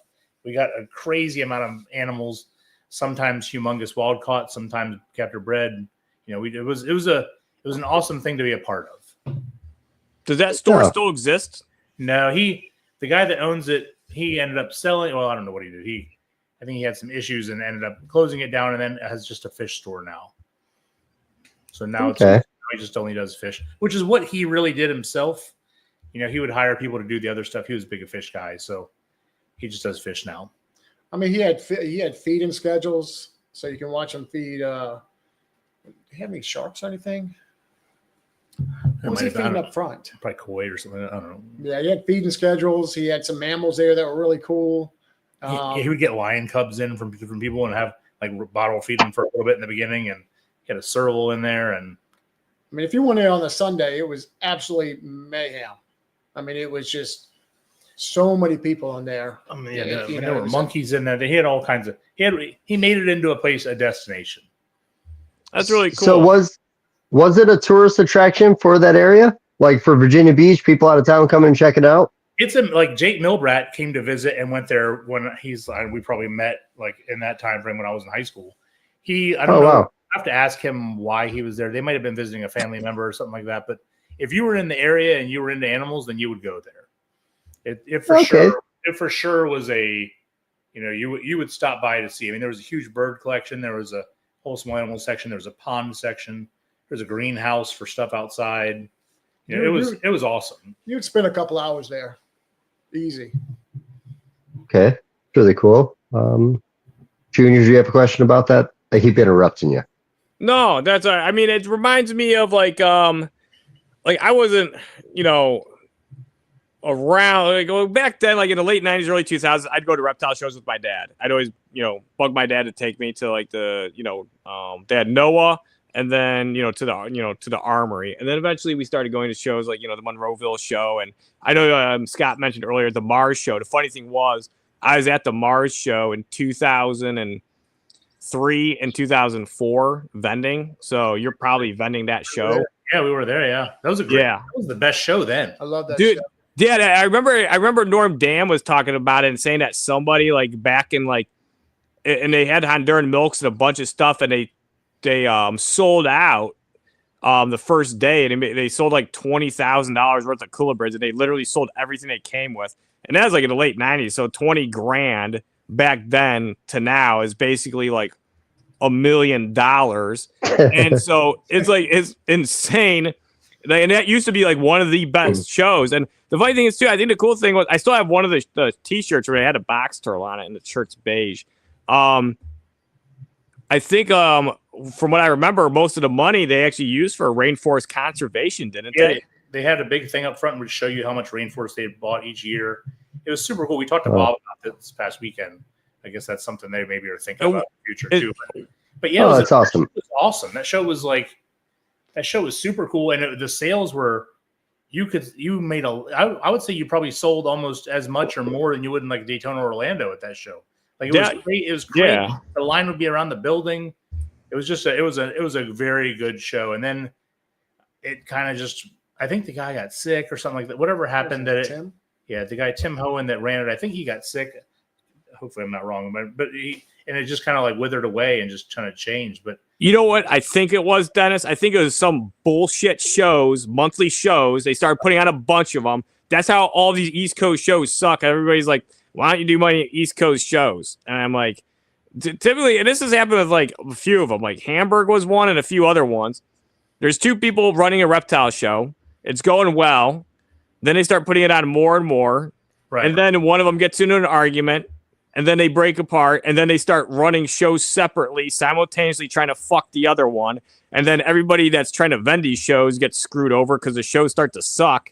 And then there's somebody else putting on a show to try to, make money and, do their own thing. And so then, yeah, like I think the like Mars area, that area, like it's a little outside of Baltimore. I don't remember exactly. I know, near Baltimore. Timonium, Maryland is the okay. And like, I mean, isn't there like a lot of monthly shows in Maryland? Yeah, now I mean, there's one every other week. Almost. Yeah, I think there's there you go. That's what killed it. For all those fuckers that put on those shows, you took out the best show that donated all the proceeds to save the rainforest. That's who you put down so you could make an extra probably $500 a week at the end of the day. Because I know that's not their only job, putting on a monthly Maryland show when there's 500 other people doing it.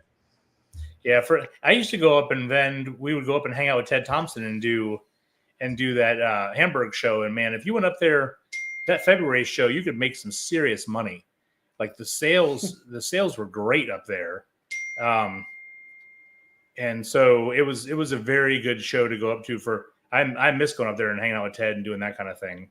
It's in a new spot, the new Hamburg show. I'm interested in checking it out, especially because like the last place was like, it was in a good area, but man, that building was like every time you'd come back with the Hamburg cough, everybody was sick in there. Yeah. There'd be somebody with like a bunch of unclean, dirty bedding, like mice, rats, chickens, bunnies, hamsters all in a row. Hot and stinky in there too, but people would buy stuff.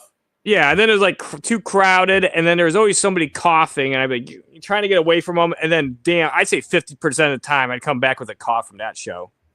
Any of you guys get sick over the weekend at the Atlanta show? Anybody come back a little under the weather?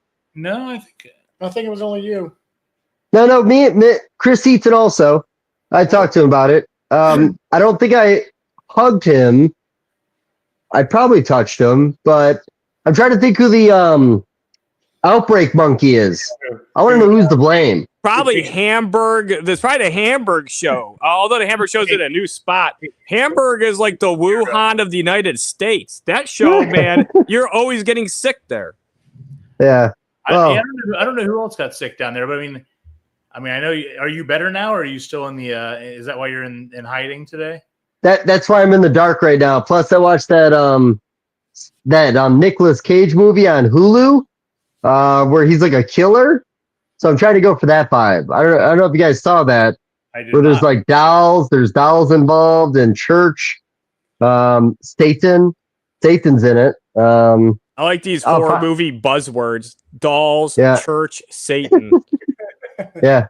Yeah, I'll figure it out and I'll send it to you guys when we're done. But yeah, no, I really enjoyed that. But no, yeah, I'm a little sick. But I'm a filthy person, man. I'm disgusting. I never wash my hands. I touch my face a lot. I try to stay away from Junior for this reason, but yeah, I get sick sometimes, unfortunately. Well, you should have used some of Junior's gloves. I was like, Yeah, just use some nitrile gloves, dude. I had somebody tell me, they're like, that must cost him a lot of money to use those gloves. And I'm like, it probably doesn't cost him more than it does if he has an outbreak over there. Yeah, True exactly. My glove bill a year, I'll have to look at. I think it's around $7,000 a year I spent on gloves. For real? Jesus. Huh? No, I'm not joking. It's around $7,000 plus. It's over $7,000. So that's why, Jesus. Scott, I would appreciate it if you bought some hog nose from me next time. Ah, I yeah. will come see you. He may consider to look at your table from 5 feet away. Yeah. I'll bring my own gloves too, so we can have a discount or something. No, Ooh. I've had people do that. They bring their own gloves. I'm like, what the fuck are you doing? They're like all balled up there in their pocket. I'm not even kidding you. The one guy's like, throw those away. He's like, I was like, well, they came from your facility. I was like, you have them in your pocket. You're grabbing the outside of them. I was like, you defeated the whole purpose. He goes, well, I thought maybe I'd help you out. I was like, no, I was like, it's interesting that you'd think that. I was like, but please throw them away. So, Junior, I'm going to put that out there for you. I've always wanted to do custom condoms. Why don't you do custom rubber gloves with JMG Reptiles on it? Because I wouldn't sell that many and they'd be expensive. You don't have to, buddy. If you're spending $7,000 a year on gloves, you can just order in bulk with your name on it.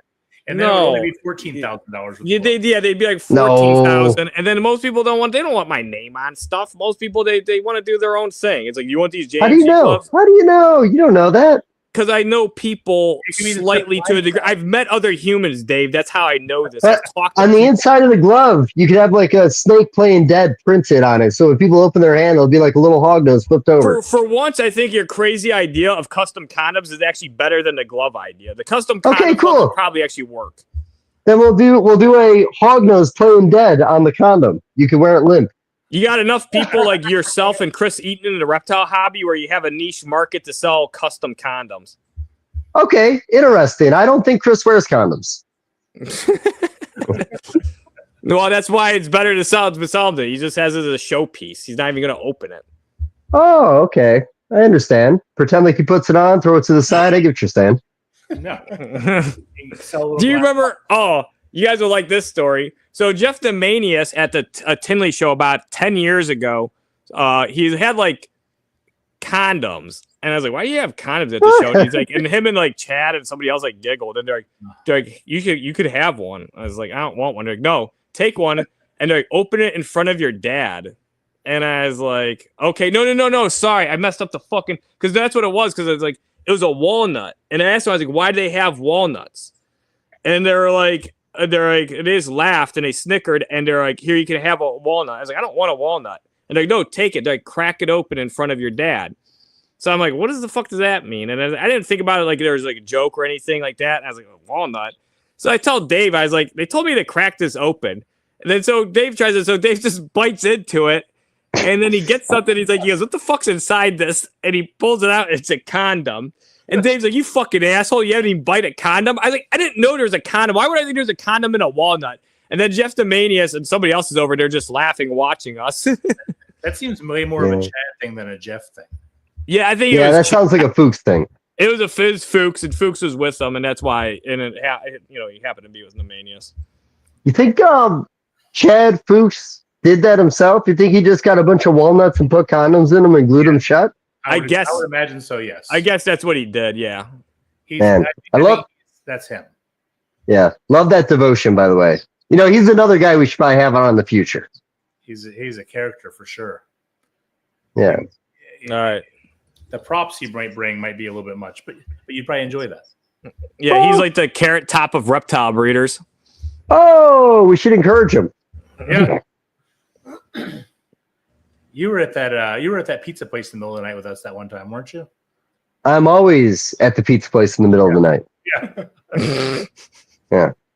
No, was that the time that you guys were? No, was that when you guys were about to get beat up? No, I don't know that I've had that experience.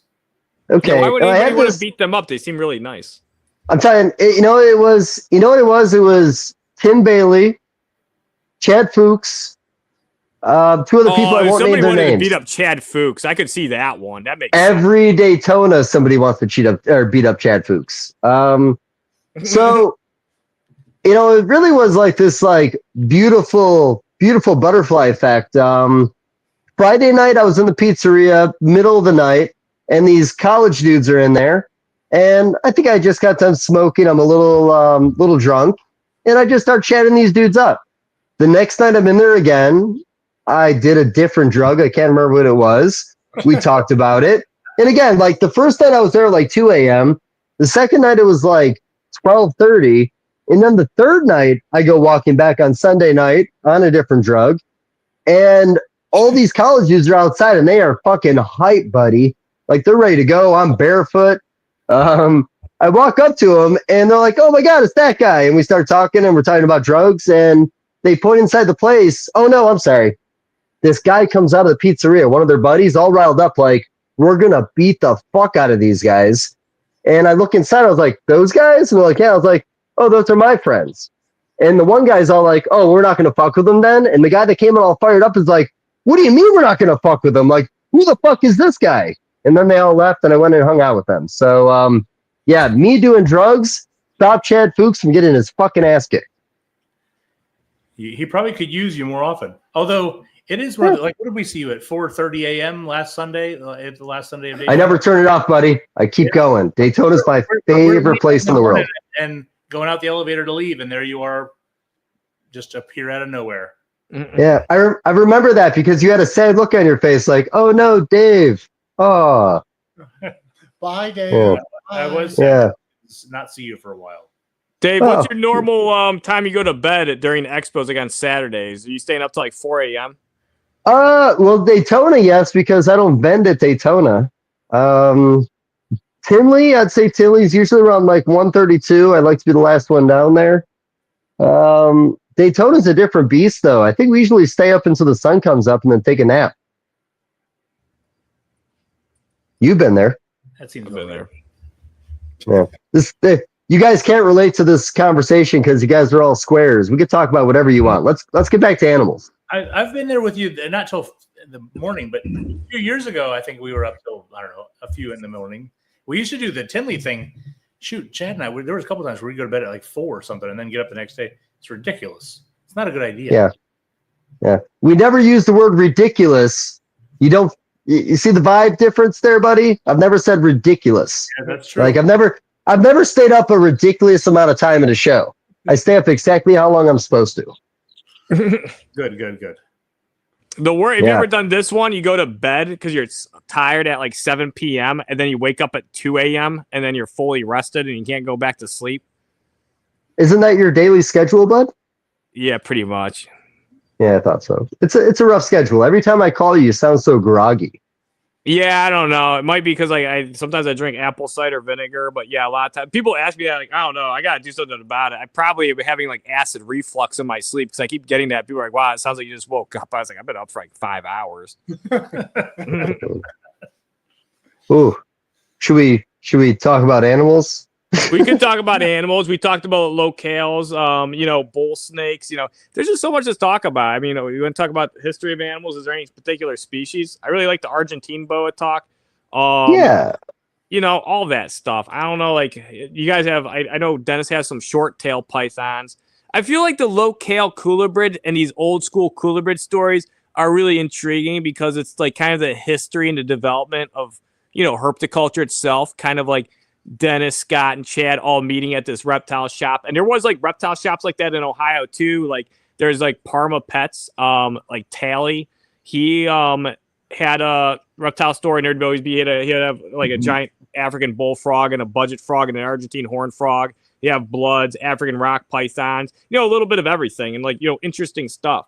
I find African rock pythons interesting. Remember when those fuckers were like $25 and $35 each and people were like, the funny thing is it's like, I don't know. It's like, I don't know. Like, I don't want to say, I don't have a good analogy. Anyway, they get kind of big. They're not kind of nasty. But now that you can't get them for free anymore, they have some value. And they're actually a cool looking snake. I always liked African rock pythons. I think they're neat looking. I always wish the Nataliensis were available because that's like a 9-foot African rock. But what are they? the Nataliensis are the lesser, like the was it the Southern African rock python? Okay, where are they from? So South Africa? Southern Africa. Yeah, and so Shut up. But they get like half the size of the other ones. But I've never seen one in person, so it's like, and they were on the, you can't have them in Florida, but nobody ever had them, so I don't know what made them decide to put that on there. But that would have been a super cool snake to get in, because I think rock pythons are beautiful, but I've never kept them. We kept them at the store. We had them and would sell them. They definitely were not. They will. Fucking nasty. I don't know that they were any worse than a baby Burmese in that time frame or baby retics, because all that stuff was hell on wheels when they were little too. Because there was no line breeding. They weren't multiple generations captured bred. They were all just, either wild caught farm babies or they were first generation. They were all full of piss and vinegar, I think. And so the collections then, I think that's what it too is. Everybody was a Colubrid guy back then, because that's how collections went.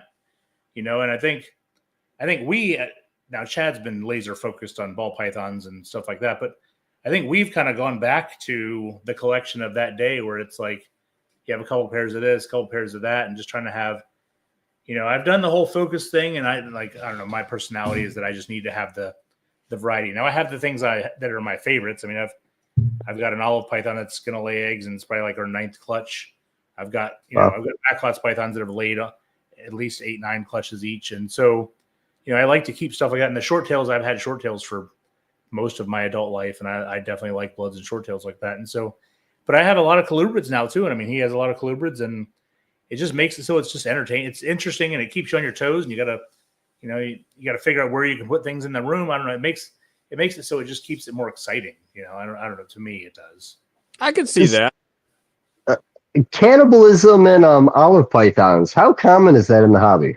It is common for some people. I've never luckily had that issue. I have adults I've kept together for 6 months at a time whenever I'm breeding them, and fed them together and left the room and whatever else, and I've never had an issue. I mean, they're like on opposite ends, and I'll come back and check on them. But I know some people have had an issue, but I also make it so my animals are the same size. I didn't have, like, I think some people put like a small male in there. And I mean, those females, or actually those males too, those snakes, when they're hungry, if it moves, they're looking at it. So I think you've got to just find the right time too, because you can tell when you're feeding them as to when they're receptive for food and when they're thinking about something else, And so I think part of it's just paying attention, and just putting them in at the right time, Okay. Speaking of which, that's how I know things are good, is when they're not trying to eat me. I know that I'm on the right path. I'm going to excuse There you myself for just a minute. I'm going to check some hognose I have paired. Okay. I thought Junior was going to tell us a hognose eating hognose story, but I got a lot of those stories. yeah, But one and problem they always. Yeah. Oh, go ahead. It's just one of those things that's like, it's definitely something to be concerned with, but it's not something like insanely common, but it's also not insanely rare. But some people, like, they get a little scared off by it, but it's not something like, it's not happening too much. Like, I might do 200 pairings before I have a female try to eat a male. And there's ways you can mitigate it too. The only snakes I've ever had an issue with, and they didn't do, is when I had teamer pythons at the house, lesser Sundus pythons, whatever you want to call them. I would walk in, if I walked in the room and they were together and they were not at the right time, they would just wrap each other up. So I had to not leave them together all the time. Would Timors eat like lizards in the wild? Like, I don't know anything about them. I think they'd eat whatever in the wild. They eat whatever? Okay, because that's weird for a python behavior. For what, to me, I'm not a big python dude. And they were big too. I mean, they were like 6-7 foot at that point in time. So I mean, it wasn't like they were in like the growth stage. It was just like they were, and they didn't do it. It seemed to be me walking in the rooms. I think just, whatever triggered that response was like that. And so I did, so then I stopped keeping them together because for me, a lot of python species, I just put them together and then just kind of leave them, Yeah. With those, it wasn't the case for me. I have some at work that I leave together and they don't have a problem, but the ones I had at my house were not that way. So that's the only thing I've luckily had an issue with. I've never, and I don't even know how to say it was really that much of an issue. So you always hear about these horror stories, and like for me being in the boa community, you hear about smaller males being crushed by larger females. But I've put some pairs together that like the male, when he's like courting her, like make it to like just past her like red tail and maybe like 1 or 2 more spots up her back for pattern, like a fraction of the size. I've never had a crushing incident, but I always hear people talk about it. Yeah, I've never seen it either. I've never had it. I feel like, and I put stuff together. I've had females that were tiny, putting them in with some girls, not with olive pythons, with other stuff. And, Yeah, they seem to know how to deal. They know how to be where. So, yeah, I don't know. I always feel like there's something else going on at that point in time. There's just some stressor that you just didn't realize was happening that puts you in a bad spot. Junior, you should keep this into consideration, but it seems like every time you have a female eat a male, he's really expensive. And that makes sense because women like expensive meals. You should probably stop doing that. Yeah. Well, it's not every time. Generally, it doesn't. That's not the real. Well, all my males I'm pairing are mostly expensive males, so that's why that's happening. Now, we do have one from Riley's Reptiles. This is an interesting topic.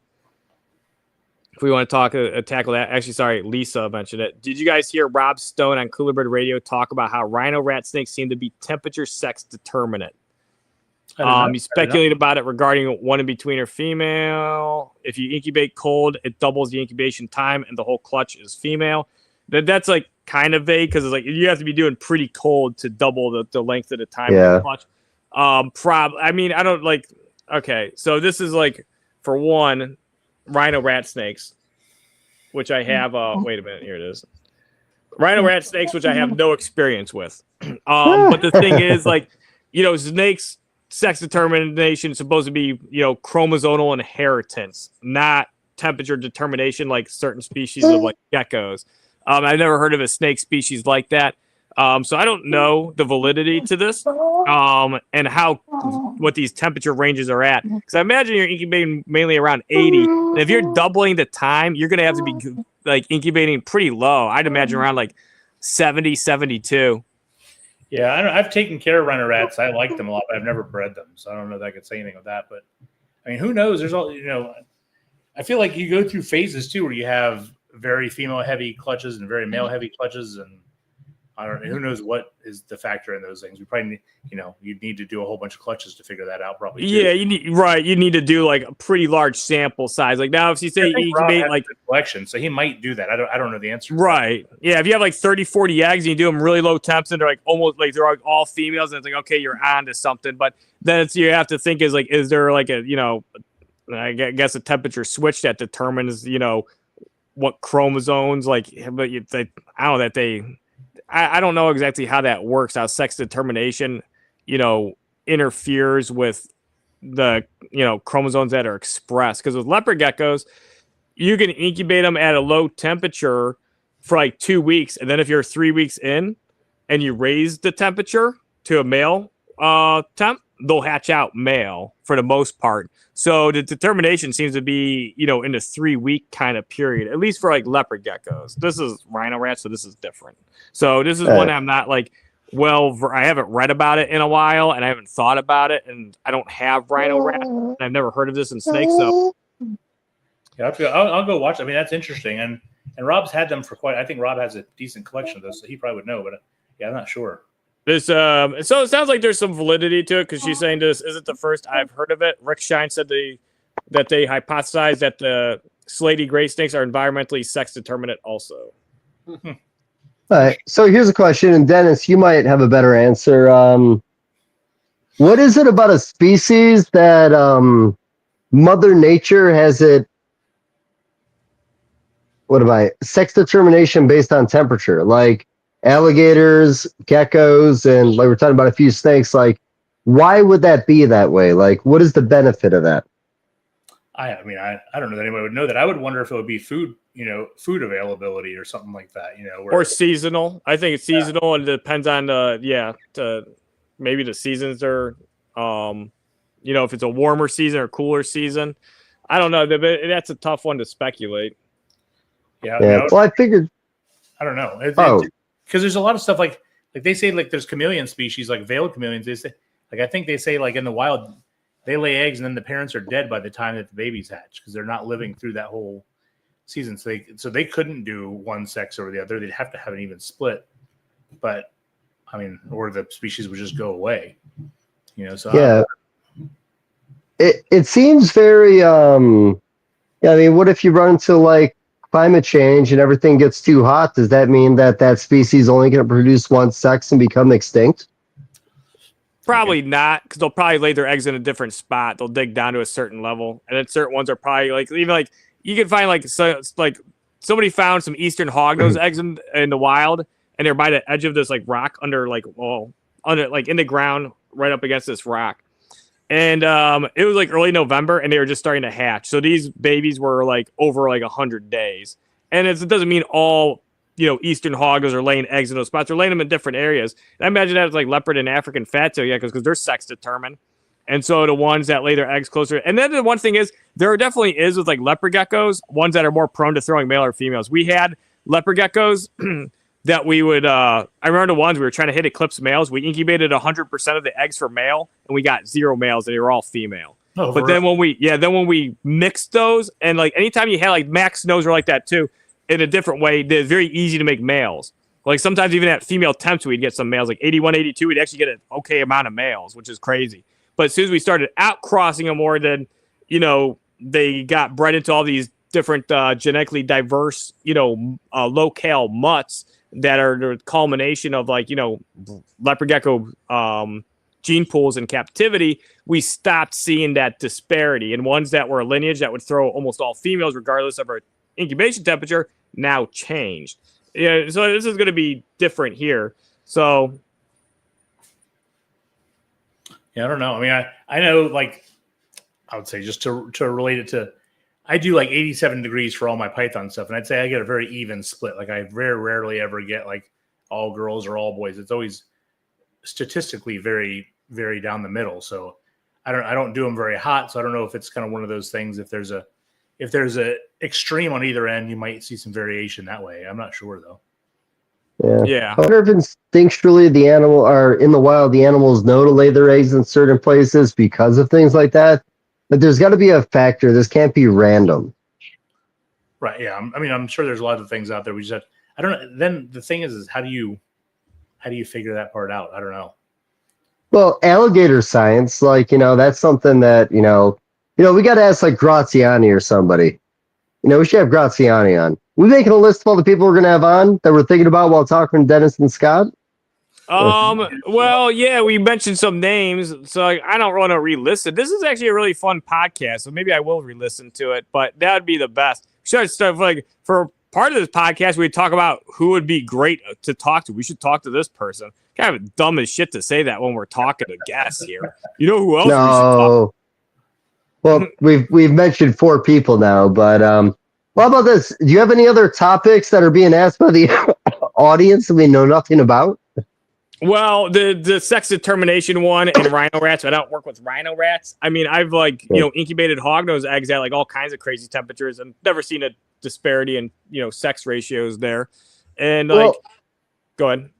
Can we talk about rhino rats then? I know we've talked about this in the past, but the blue rhino rats. I hear that's a color that they kind of turn into over time. They're not born that way. Oh, ontogenic. I've heard. Sure. Yeah, I thought I heard from one person, and I haven't proven it yet because it was only one person told me that UV lighting on them will increase the blue pigment in the animal. Have you ever heard that? I feel like I've seen that, and I've also heard that like deficiencies in things will make the blues. I have had rhino rats and not bred them, but I have done Barron's racers, and I've done Barron's racers where you have a blue male and a green female, and the entire clutch came out green. So I don't know if that's more of a recessive trait or something that is in there as far as the blue goes. But all the babies were under UV, and they did not change. So, I mean, they come from different places, and they're different snakes. But as far as that kind of thing goes, we did have a male blue and a female green, and all the babies were green, and they were all under UV. So okay, interesting. Okay, here's the topic. So, Junior, you know more about this than all of us. How did the leopard gecko community figure out that if you change the temperatures later in the development of the animals in the incubator, you got brighter colors? That's an interesting one. I think it is because, somebody, thought pigment development is one of the last things, in the embryonic development of a, organism, or let's say reptiles, because, everything's different. But anyway, and then with leopard geckos, the higher temp ones, they got the brighter colors, and then the low temps, they got the darker ones, or not as colorful, especially with like Tremper albinos. Tremper albinos is form of albinism, which is kind of like the T-positive albinism you see in Siamese cats, where tyrosinase is expressed at the extremities that need more heat. So, the face, tail, the feet of a cat. And it's similar fashion with them, with tremper albinos, leopard geckos being ectothermic, that the gene is actually turned on by low temps for expressing melanin. And then the melanin is not expressed at higher incubation temps. But there's actually line bred projects that can actually interfere with that. By hyperxanthic tremper albinos, even at high temps, wouldn't come out light color. They'd catch with the rich browns, but their eyes would actually still be kind of bright. So it didn't really seem to affect the ocular portion of their melanin production with the incubation temps when you had a selectively line bred trait like hyperxanthic in tremper albino. But anyway, and so it was actually Ron Tremper, and he had it in his book. So basically, most people knew how to do it because they read his book. Okay. Yeah. Okay. So has that idea ever translated in another species? Yeah, and see, leopard geckos even like aside from tremper albinos, if you incubate higher temps, the animals do seem to come out a little brighter and cleaner. Some stuff, I don't think it matters. Like my rainwater albinos and some of my hyperxanthic stuff, I feel like they're about the same. There could be some hormonal thing there too that actually alters the pigment a bit and might not. And people just correlate it with temperature. Because I have like really bright, pretty leopard geckos that hatch out at low temps. But when it comes to well, different species though, and Dennis and Scott, you guys just jump in whenever you want at this point. But I haven't seen it. I'm sure there's other lizards, but I don't know. Well, a lot of stuff too. You see deformities if you have spikes and temps and things like that. You might see kinking and things like that. So I wonder if a lot of that stuff ends up happening on an accident, where somebody has some sort of a spike and then ends up figuring out something after that. Because that happens. I mean, it definitely happens in python species. If you go too hot, you might get kinking, or you might get something like that in there. There's some interesting stuff going in the comments. They're talking about the UV thing and how that is relating to the animal's pigment development. And somebody saying, well, with plants, and then Riley's up, those plants and snakes are not the same. So we got a little bit of and there's explain UV is basically radiation, and that's you have UVA, B, and C. Anyway, yeah, it's still. Could you add radiation to your incubator to change the color of your animals, as in UVA, B, C? No, you're not going to change the pigmentation. I don't really know if like UV on a reptile egg. I mean, in low doses, it's going to be fine, but most reptile eggs naturally aren't being exposed to UV. So I wouldn't. Yeah. I'd avoid that one probably. You get the next time you get a nice Woma clutch, put a nice bulb blazing on that fucker. Let me know how it goes, Dave. Well, I was gonna say if VivTech wants to sponsor an experiment, we could pop a couple of those bulbs in the incubator and really see what happens. Like right in the bin. I'm not doing Womas, but like. We're talking about the, leopard geckos. What do you guys hatching eggs at? What's your mid-temp? I haven't done a leopard gecko since probably like 98. Are you talking? Right. So I was reading this comment. What did you say, Dave? Oh, Junior, leopard gecko eggs. What is your temperatures?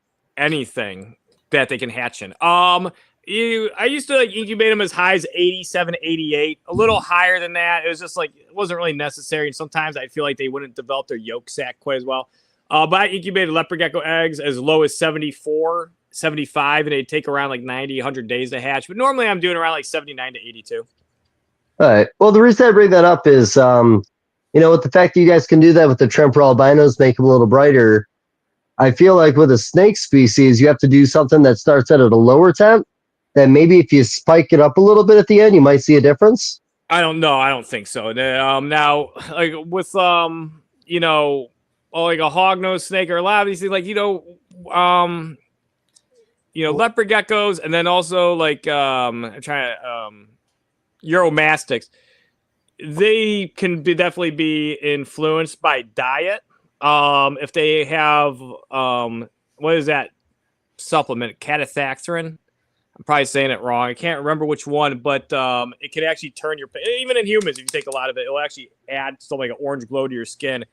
And if you put a lot of spirulina and trying to make sure I don't mess it up. Well, I think one thing though is like if you have colubrids and you do them a little bit cooler, I think you end up with a better baby in the long run because it seems like they absorb their yolk a little bit better and come out a little bit thicker. So I think, there's different things for different different results for different stuff. But I definitely would say doing room temp for a lot of colubrid stuff makes it so you end up with a better product in the end. Yeah, I had this discussion about my palmettos last year for corns. I kept them in my baby ball python room that was a little inconsistent in temperatures. It probably went from like 76 to 82, depending on time of the day. I had maybe one male palmetto with the eye bulges. That was it this past season. Could have been a fluke, but that was over multiple clutches.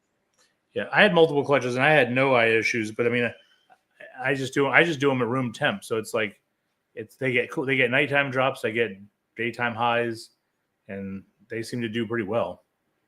Okay. Hey Junior, what are the people talking about down there? What are you doing? The one had to run, but they're talking about UV. That's the one thing that I find interesting about this is like a total off time. We can talk about this one though, because you guys are longtime herpetoculturists that have kept and bred stuff. Dennis, you work at a zoo, but more naturalistic enclosures and especially using UV and people saying that snakes need UV. And I found with like snakes are really good at self-regulating D3. And was it Riley's Reptiles talked about if you put a snake's skin under a UV meter, it'll read 0.00. And actually I heard some snake species, depending on the thickness and the density of their scales, some don't really absorb much D3 at all. And I'd imagine hognose probably are in the lower realm of absorbing D3 because they have very thick, heavily keeled scales. And a lot of times in the wild, they even have a layer of soot kind of on them because they're burrowing a lot. And there might not be much, but if there's a little bit of like dirt or even debris, that's going to act essentially as sunblock. So look at wild-caught blood pythons or Candoya. Like that stuff comes in caked and whatever. They're not getting any sun. Right. So like, if I put if I get like a layer of dirt on me and I'm out in the sun, that layer of dirt's going to essentially add as protectant. You're not going to get really any D3. And snakes are really, the thing is I've kept hognose snakes for a long time. I've had ones live upwards of like 20 years old and they never have any deficiencies in their clutches. They don't have deficiencies. The babies always hatch fine.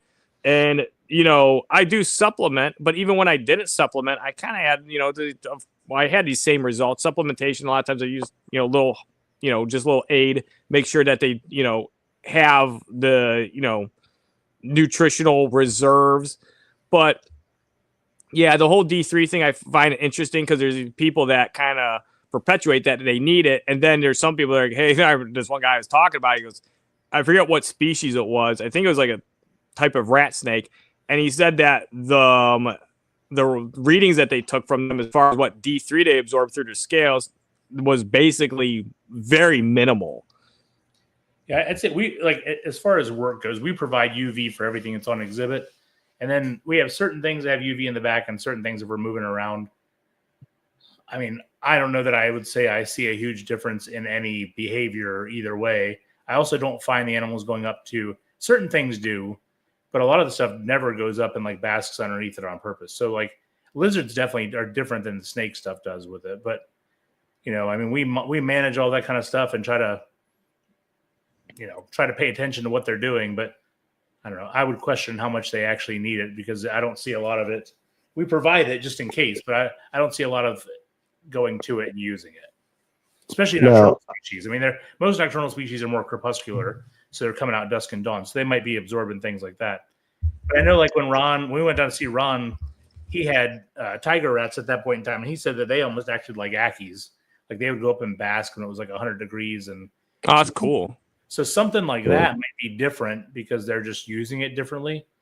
But a lot of these other things really don't seem like they're using it the same. So I don't know. It doesn't mean they're not benefiting from it. I just would say, think about the collections of animals that are out there that have never had UV at all and how well they do compared to ones that aren't, Well, like Spilotes, they're like a pretty arboreal snake, and I could see them basking and it's got like a Boland's python. That'd be something I'd think especially because they're from kind of a cloud forest climate, that they would benefit from UV. I mean, obviously, all of these snakes, can benefit like from D3 as it's like healthy and necessary. They just might not. Certain species might not, get that much from it, while other ones are going to get a lot more. But then also, it's a really good source of, for heat for thermoregulating. It's more radiation, so it's going to heat them up faster. Yeah, I mean, I think this stuff is, you have to do whatever makes you happy and whatever you think is working. And if it works for you, then do it. If it doesn't, then, I would. So that's a big part of the conversation. The blue tongue skink community is, forever in this hobby. I think almost since the beginning of time, we've done them in rack systems. And now, like, Joe Ball will keep his females in 3-4 foot cages. He has LED lights or light supplements on them. We never had a problem producing a healthy blue tongue skink. Not that we shouldn't change what we're doing, but a lot of people are considering to change their housing of the animal away from a rack system to a cage just because of that. But is it necessary? I don't know if it's necessary, but we're talking about making the change.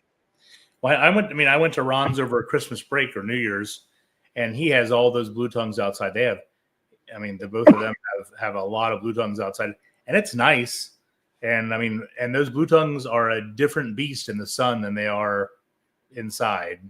Yeah, they definitely. I remember him showing me some, and he's like, "Be careful of that one." Like, they just definitely are more full of themselves outside, and like a more the actual sun more than UV. Like, the artificial UV doesn't seem to do what the sun does. No. Don Patterson up in British Columbia was breeding blue tongue skinks. He got into them probably about 8 years ago or so. But British Columbia, their temperatures are freezing cold, long winters. He was finding a little time to put his gravid females outside in the natural UV on the hotter days. He thought that his babies were coming out healthier because of it. Just the activity. It's probably, I think if nothing else, animals that we have don't do as much as they would outside. So I think movement. I'd say the ventilation too. The fresh air is really important. It's a good thing. So I think that's what, I think you can thermoregulate a heck of a lot better outside than you probably can in a cage, just because you have a lot more variation. So I think, to me, I don't know that the UV does as much as the options. I think something like that, especially, lizards are a little more complex than the snakes, I think, and a lot of that stuff. But, I think that the options of them being able to do a lot of those things, and, it might be 85 degrees outside, and if you temp gun a rock, it's like 120, so there's a lot of things. I know we've had education tegus, like black and white tegus, that work at the zoo, and they were puppy dog tame inside, and you take them outside, and in 3 seconds, they're arching their back, jumping at you, trying to get you. Like, that parietal eye on those things definitely makes a difference, and they turn into a different beast. So I think some things are just affected by it differently than others. You figure like Dr. Seward, when you breeding all those Gila monsters, all he did was just those small tubs. They never saw light. Yeah. I don't know how that. I know they're really keeled scales anyways, but they're out in the desert, but they probably spend a lot of time hiding from the sun. Well, see, I always think that fertility is probably better in a lot of those wild things because they're moving, because they're actually going out and doing, they're probably moving significantly more than they would however we keep them. I know Dave Mankey, he had a rhino iguana. I'm pretty sure that's what it was. And he said it was very tame as an adult. And he took it outside one day, and he said the thing flipped out, and he couldn't touch it. And the thing was like going nuts. He said he hit it with his hose and got it cold, and then took it inside because he never took it outside again. I've taken some of my bearded dragons outside, and they're tame inside. I've taken them outside, and they just went ballistic, like freaking one in each hand. And I'm like, bring them back in, and they're totally fine. So I can see that. I took my bearded lizards outside, and they seem pretty okay. They don't really seem to change, but I think they're a more nocturnal species. I don't know. They have to bask sometimes. I'm sure they're kind of, crepuscular, but I don't know too much about their natural activity. I should actually read about that. It'd be interesting. You watched that Dave Kaufman video? I did watch that one, and those were I think those were the Charles Bogardai. There's only supposed to be like 6. They just look a lot like the Horridum. I don't know. Like I look at it, like it looks like a really nice Horridum to me, but okay. But I liked them a lot. The Charles Bogardai was that specific look where they're the high black and they got the ring tails and low speckling. Those are like my favorite look. And yeah, it's interesting. And they said that they like I'll have to rewatch it, but it seemed like they were like oh, this hillside. A lot of them were brewmating here. They brewmate for like 5 months. Yeah. The funny thing is like these things in captivity confuse the fuck out of me because they need to drink all the time. They soak in water, and then like they're like coastal like scrubland, like kind of like habitats in the wild is where where you find them. And I'm like, in captivity, these things are like almost like water lizards. And I'm like, where the fuck do they find all this water in the wild? See, I would say we used to have ours hang out in the water a lot, and now they're in like an 8 foot by 9 foot by 8 foot exhibit. And I made like after watching that video, I changed it all up because I had it all like rocky, and I made hills that they can go into, and it's all like basically we have it so there's like mulch and sand and whatever else, and they don't soak in the water anymore. But they do every day go and hide in that. They go hide in that hill, and then they come out and they'll go up and bask, and they don't really bask that much, but they'll come out and move around. If you spray them, they drink every day, but they don't go in the water anymore. Interesting. They just want to be in that humid hide. Yeah, that moist, like poor, because that's what it looked like. It almost like, yeah, that's interesting. That's cool that you modeled it after you seen that and everything. Well, I mean, it's like, I didn't think about a hillside, a ditch side or whatever you want to call it. So yeah, we just took a combination of mulch, sand, soil, leaves, and just made it and just piled a whole bunch of branches, and they basically they live in like a cave almost. And so you can still see them. I mean, it's super cool. Makes it so they can do what they're supposed to do, and they definitely do it. They don't bask very much other than like a little part of the year, but they definitely go in there and they come out when you water them and they drink and then they eat and then go chill again. I think they're just kind of lazy. That's what I think about those. They kind of are. They're like potatoes with legs. They don't put a whole lot of effort into anything. I mean, I like them a lot, but they definitely are just kind of chill. So have you guys ever worked, because you guys have worked with a lot of different species, have you ever worked with a species that you had to go above and beyond for breeding, like misting and temperature changes and like anything, you know what I mean?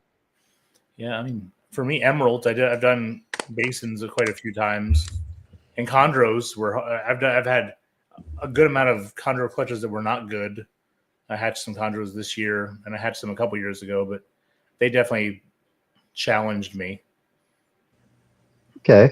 So with the emeralds, that's a higher humidity, like keep it. I do an ambient of 74 with a basking spot of like 86, and then I just water them every day, just spray them every day.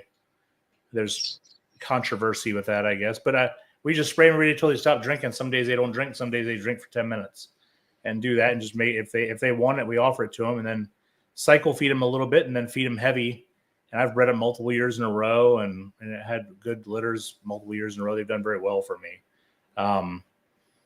And chondros I found to be a little more not as durable for me. not for you, for everybody. You hear this all the time. Yeah, and so I would say like I would prefer and I do a good amount of Amazon Trebos myself, and I found them to be pretty durable as long as you don't get them too hot. Like for me, if they get too hot, then they have bad sheds, and then once they have a bad shed, it's hard to get it off. And so like they just have been more of a challenge. For me, it took me a long time to get olives going. I bred scrub pythons and had a long time of getting things to go for them, but they were adult wild caught scrubs that you weren't supposed to be able to breed. But it just took me like 6 years to get them acclimated and get a clutch out of them. I don't know. I mean, I don't know if you had no Brazilians. Just got to make sure they stay watered. That's about it. Moist. Yes. Yeah, they're one of those things. They can't go a day without water. It's kind of crazy. Yeah. Is it Rainbow? Is it Rainbows R Us that does like the goldfish bowls in the cages? Okay. He keeps them in like CB70s, I think, all year, and then when he breeds them, he puts them in those cages with the goldfish bowls. Interesting. I don't know him, but I've watched some stuff on it. I find it interesting. It's kind of cool that you could see him, and No, for sure. Junior, when you were doing rainbow boas, did you tell me that you actually kept some of your gravid females off heat? I just Did kept I them at miss like some- room. I just kept them at room temp, like on top of some of my racks and like really big like Christmas tree tubs that I had like a bunch of air holes burned around the side. And yeah, they were just like at like an 81, 82 degree temperature, range, sometimes up to 83, maybe 84. And I always had big healthy babies. They were pretty easy. It's just like, Scott was saying, it's like you just gotta make sure these things have fucking water. And that's one thing I didn't like about breeding Brazilians was like my customers. I was like, man, these people are gonna kill them. And like I'd tell them, I'd stress to them, I was like, here's the thing, like they don't really, as long as they're moist, they don't need to drink like every day. It's kind of like the beaded lizards and the soaking. Like if I had like Brazilian rainbows and like a moist setup, and like they wouldn't have to drink all the time. Like they could actually go without water bowls and stuff for like 4 or 5 days and not be thirsty, but they're in a moist environment, so they're not losing any hydration through their skin. Their skin's really thin too. Their scales are really thin, and the skin between their scales, you can tell it's like very, very thin. And so I guess they just like they can lose a lot of like moisture in their body via that way. But I always just kept them like at like around room temp. I remember I had my one adult Brazilian male, and I'd feed him like medium rats, and he'd digest them perfectly at like 73 degrees. Well, that Rainbows R Us guy, I'm pretty sure it's him. He talked, or maybe there's a guy named Jeff Clark. They would write things about how I want to say they fed him like in the upper 50s, low 60s. Like that would be insane. The coldest one I remember, he's like around 71, 72, and like he died. Like I don't know about. Yeah, I guess it's possible. That's insane though. Yeah, don't quote me on it, but I feel like I remember seeing like that was in like the old King Snake forums, so it's been a while. But I can remember like saying how he kept them so like he gave them an opportunity to go cooler, and that they liked it better, that they did better if he offered them that coolness. And I was like, that would be scary to do. It would, yeah. But obviously, like it was a guy that like that's all he did, and he had a very good sample size, and he. I think you're right. Is Jeff Clark or that other dude? It's like I remember seeing, because I used to, I had Brazilian rainbow bows for like about like 12 years, and I liked them, but sometimes I'd sell them to customers and stuff, and I'd like stress it, and then they'd like, you can't get them hot either, and it's like these things get up to like 88, 89. It's like that's like the tipping point where it's like you're gonna kill them. Yeah. And yeah, the adults are a little, more resistant to it, but like the babies, I know they're like pretty delicate. And people would get them, and I'd tell them this stuff, and they'd be like, "Oh yeah, I put like a lamp on it," and I'm like, "Damn it!" And I was like, "And they're like, well, you didn't tell me not to do that." And I was like, "Well, I didn't think of that one." I was like, I thought that'd go hand in hand with like, don't get these things hot and dry. It's like the antithesis of like what a Brazilian rainbow boa needs. It needs the opposite. So. But they're cool snakes. But yeah, they're kind of like, they're not really a beginner snake just because of the maintenance and stuff. You just need to pay attention to them. Yeah. They're beautiful. Yeah. I won't say the person's name because this sounds horrible. I think you told me about this, Junior, but a breeder made a comment that the best thing about rainbow boas were your customer always buys two because he kills the first one and has to come back to buy a second. I think I know who said that. It definitely wasn't. Don't say his name, but we don't do names. I mean, I'm not going to say his name, but yeah, that's so fucked up. That's why I stopped breeding him. I got pissed off that like people kill these things all the time.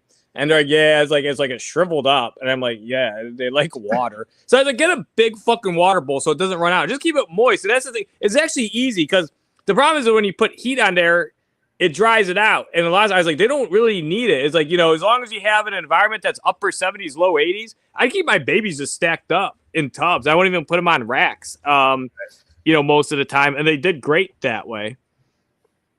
Okay. What happened to, I was looking through some old reptile magazines. I was looking at the Venezuelan rainbow boas.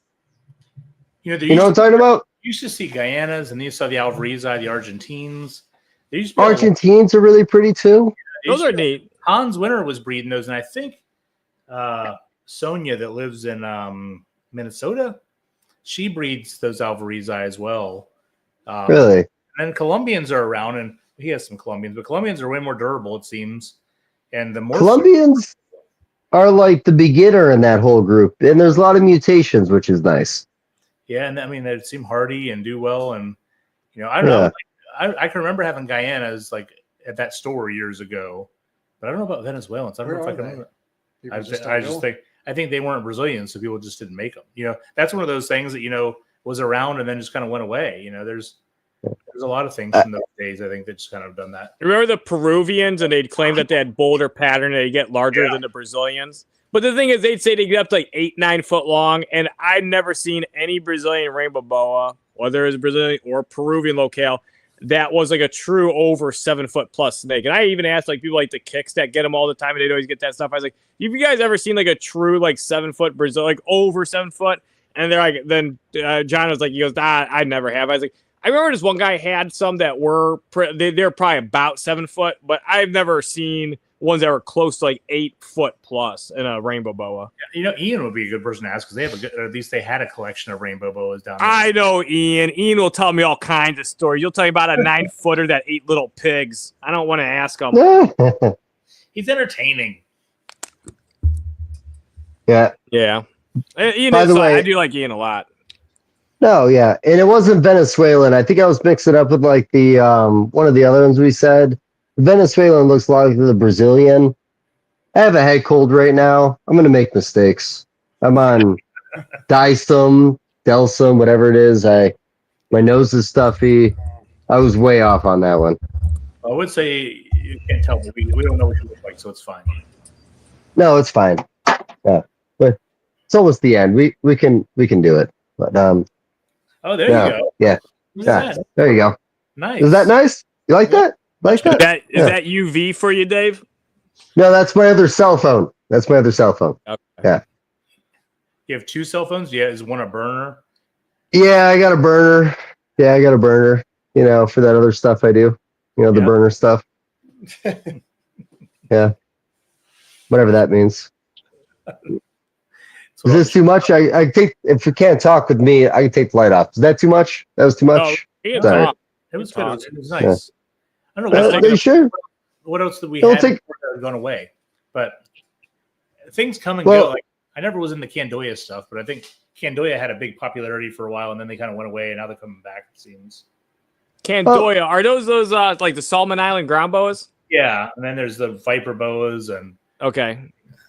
Yeah, the problem with the Solomon Island is when you see every importer show a litter of 59 babies for fucking 10 for $49, makes it hard to want to breed them. Yeah, and then the babies want to eat lizards and whatever else. But I would wonder, like, we've bred a lot of Jamaican boas and used those Reptile links, which I think I talked to you about that in Atlanta. But we've used a lot of those and had Jamaican boas. Never had to use a live pinky, never had to use a lizard. Those Reptile links worked really, really well. So I think some of that stuff would come into fashion a little more if it was easier to feed the babies too. I got something that works better. My friend makes the scent strips that are with dehydrated anole, and they're dehydrated, but it's a blend of frog and anole. And I know it's because the Reptile links. You said you had good success. I've talked to 2 other people now. Like one person had Eastern Hognose, wouldn't take it, and they wanted to buy the scent strips. I actually advised them not to. I was like, I didn't think it was going to work because they said this Eastern Hognose they've had for 5 years, and it's only fed on something other than frog or toad only 2 times. And they said they tried the Reptile links multiple times. I was like, I don't think this is going to work, and it worked. And then it worked for a couple of my friends. But if it's like you're getting a full success rate, but if you ever don't, Dennis, these scent strips they work really, really well. They work good on the Hognose too. They work better than the option. I'm all for it. I should have bought one just to try. Yeah, they stay good too because it's like basically like beef jerky. So it lasts like a year, and you don't need much of it either. It lasts a long time. It's like that fishing bait. I bought some bait at the tackle shop for me and my son to go fish with. You can put it in the freezer for the next 5 years, whatever the heck that stuff is. All right. Is that an ocean fishing reference? Yeah, they're like, it looks like gum. Yeah, it looks like gum. You cut it into little strips and you can put it on there, and you can catch multiple fish on the same freaking piece over and Sounds over. like you're fishing for bluegill in the ocean. Huh. No fishing. No one got that. I said, it's okay. I know. Yeah, you're the only one who's gonna laugh at that joke, and you gave me nothing. I got a bit. This person. So Go ahead. No. Let's do this first, and then we'll talk about iguanas. Oh, iguanas. They said weren't Dominican reds and rainbows in the same genus for a while. Epicrets? I don't know. Years ago. Yeah. I think Years all ago. that was Epicurides back in the day, wasn't it? Oh, it's what? How do you pronounce it? Epicritides? I used to always say Epicrates, but then Don Hamper said Epicurides, so I figured he knew better than me. Epicurides. Epicrides. That actually probably does sound more correct. Yeah, Don Hamper's the one that said it, and I just copied him. So okay. I used to say Epicrates, but I feel like Epicurides kind of rolls off the tongue. Yeah, Epicurides sounds like a Greek philosopher. So, Latin one. Business idea. That would actually be more accurate.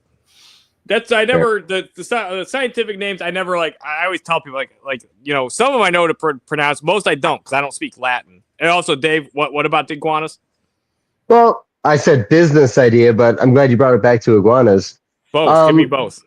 What if you could what if you could dehydrate an iguana down to powder and then dust your mice for your lizard eaters? Yeah, it's possible. That's very possible. Something to do with invasive iguanas if they're going to cull them anyway. Yeah, I mean, honestly. There's iguana farms, so I'm sure they probably could just do it with things that are there. So when it comes to rubbing a mouse on a lizard, has anybody found a certain location on the lizard gives a better scent? See, if I'm doing the thing, I use those juices that the Reptilinks does, and then they come frozen. You put them in a bowl, and you just thaw a rodent out in the bowl with the juice. So we just kind of soak them in it.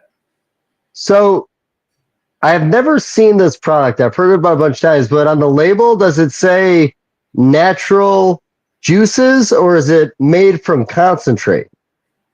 I have to look at the label. Basically, the thing itself is a little clear dropper that just says A for anole, F for frog, and G for gecko. I think is the trio that I have.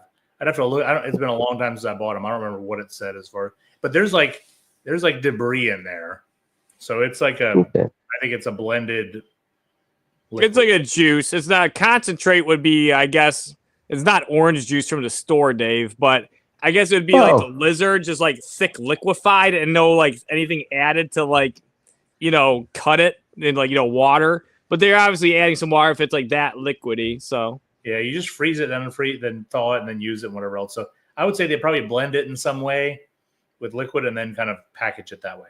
And we got some lizard pulp in there floating around. There's something in there. Lizard pulp juice, lizard juice with pulp from concentrate. Yeah, you can't tell what it is, but there's something. It's ground pretty fine. Yeah, fair. Hey, Junior, how are the questions out there? Any good topics we could talk about, or? Kind of. No. They were talking a lot before. Are they fading? How many people are listening? It's about 30. Okay, that's good. It's been up and down. We've had a lot of 40. Oh, this one, here we are. This was talking about the ones outside. And actually, I have some experience with this one, kind of. And this was regarding the animals outside and reacting differently. And I wonder if it's more that they think they were predators outside because we are above them versus inside. Somebody talked about they might be able to see better. Dennis said, there's a lot of stimuli. So I think it's all those factors. Yeah. But leopard geckos being nocturnal, the one thing is when I'd work on a leopard geckos, a lot of times, even though they see me a lot, when we go up to their enclosures, a lot of times they'd run back and they're kind of frantic. Well, one night I was working on my leopard geckos with my friend. This was a long time ago. Power went out. We had one whole other rack to do. I was like, let's just do this last rack in the dark and get a flashlight. He put on a flashlight, and the leopard geckos, their pupils were more expanded. And you could tell, these things were, they were a lot more curious, and they would kind of look at me, and they were, all of them that were normally frantic and running away weren't doing that. And it's because they could actually see. And so when they're more vulnerable and they're unable to see, it makes sense that they're going to have a higher reactivity to being defensive and, going to flight or fight mode. But yeah, when it was dark, they were, a lot chiller, and they weren't as frantic. We also have to think, we put these things and we put a UV on them. What animal is sitting out in the sun all day long? They go out there for a couple of minutes and they go somewhere else. And they go out there for a couple of minutes, they bask, then they go hide or they do whatever, nothing is really going out there and just basking for 10 hours a day. It's just not, if they are, there's something usually wrong, probably. Yeah, or if it's or maybe like an alligator, it's like 58 degrees out, and it has to continuously like roast to kind of maintain its temperature. Yeah, so it's like, it's, I don't know. You just have to figure out how to provide the natural part of it. You're probably better off doing it for a couple hours here, a couple hours there, or even a couple minutes. We've done that with the Bronia, where we give them like an hour of sun here, an hour of sun, just like to mimic like dappled sunlight, because that might be what they get in cloud forests. And sometimes they come out, sometimes they don't. That's interesting. I think we were talking blue tongue skinks one time, and some of the blue tongues with the wider eye stripe, the black eye stripe, during cooler times, they would stick their head out of their little burrows to get a little bit of that sunlight, and that wider stripe would help them absorb a little more of that heat, or you know what I mean, right? Yeah, it's like what they say. That's what blackhead pythons do. Is they just stick their face out, heat up, and then that's how they can warm up that way. Thermoregulate. Their heads get. Yeah, hot enough. I mean, for their body to be able to circulate that heat back, I mean, that'd have to be, their heads would have to get fairly warm. Yeah, well, I'm sure it probably take long if you're in Australia somewhere. That blackhead thing's interesting. I have never heard that about that, but it makes sense. Yeah, I've heard that's what they do. Is they stick their head out, they warm up. That way they can they don't have to expose themselves all the way. Interesting. Scott, is there anything about you we need to know about? I feel like you kind of lean back. I mean, Dennis keeps on like bogarting that microphone you guys have over there. No, nothing interesting, I guess. Okay. Yeah. So one of the things we always talk about is, like, we used to all do this stuff. We used to do this with Chad when we were Crazy Fools Reptiles. And then, and then Chad and I started doing our own thing. And then Scott comes with me and does stuff. And I'm always like, I need to get him his own identity to do the whole thing. And like, what should we call him, or what should we do? Or is he fine just hanging out? So what would you do for him? Well, let's turn it into that for him for a second. For me? I told him he should be like his House of Bulls. That's what I thought it would be kind of fun. Not bad, not bad. Or House of Bulls. I hate to say it, but Scott, I'll never forget your giant son. I might forget you, but man, did you do well with that one. I don't know if everyone's ever met Scott's kids, but god damn, man, what a specimen. Good for you, buddy. He's a fucking monster. Yeah, what a 9-foot snowman today. Yeah, he built a fucking 9-foot snowman just because. Of course he did. Yeah, and the bottom piece is like 4 foot by 4 foot tall, and then the second piece he had to get a ladder and fucking roll it up there, and then the final piece, and it ended up being 9 foot. Yeah, how tall is your son? He's like 6'5". Oh wow, yeah. Yeah. Okay. 200. How old is your son now? He'll be 26 this year. Yeah, so I met him like 2 years ago, I want to say. So when he was 24, He was bigger. he's then. 6'5". How many pounds do you think he was? It was like all muscle. He was probably pushing 300. He was bloated as shit. Yeah, no, he was a giant. He looked very uncomfortable. He looked mid-30s in perfect shape. Like, fucking huge, man. Like, good for you. Like, good for you. Well done, bud. Well done. What is he? Does he into snakes, or does your son? What does he do? Right now, he's getting ready to graduate the fire department. Oh, But okay. Yeah. once he gets in there, he's going to get involved with me a little bit more, he said, because he'll have plenty of time off. I've got 2 sons. The other one, he don't really care. That's fine. My oldest, he really enjoys it.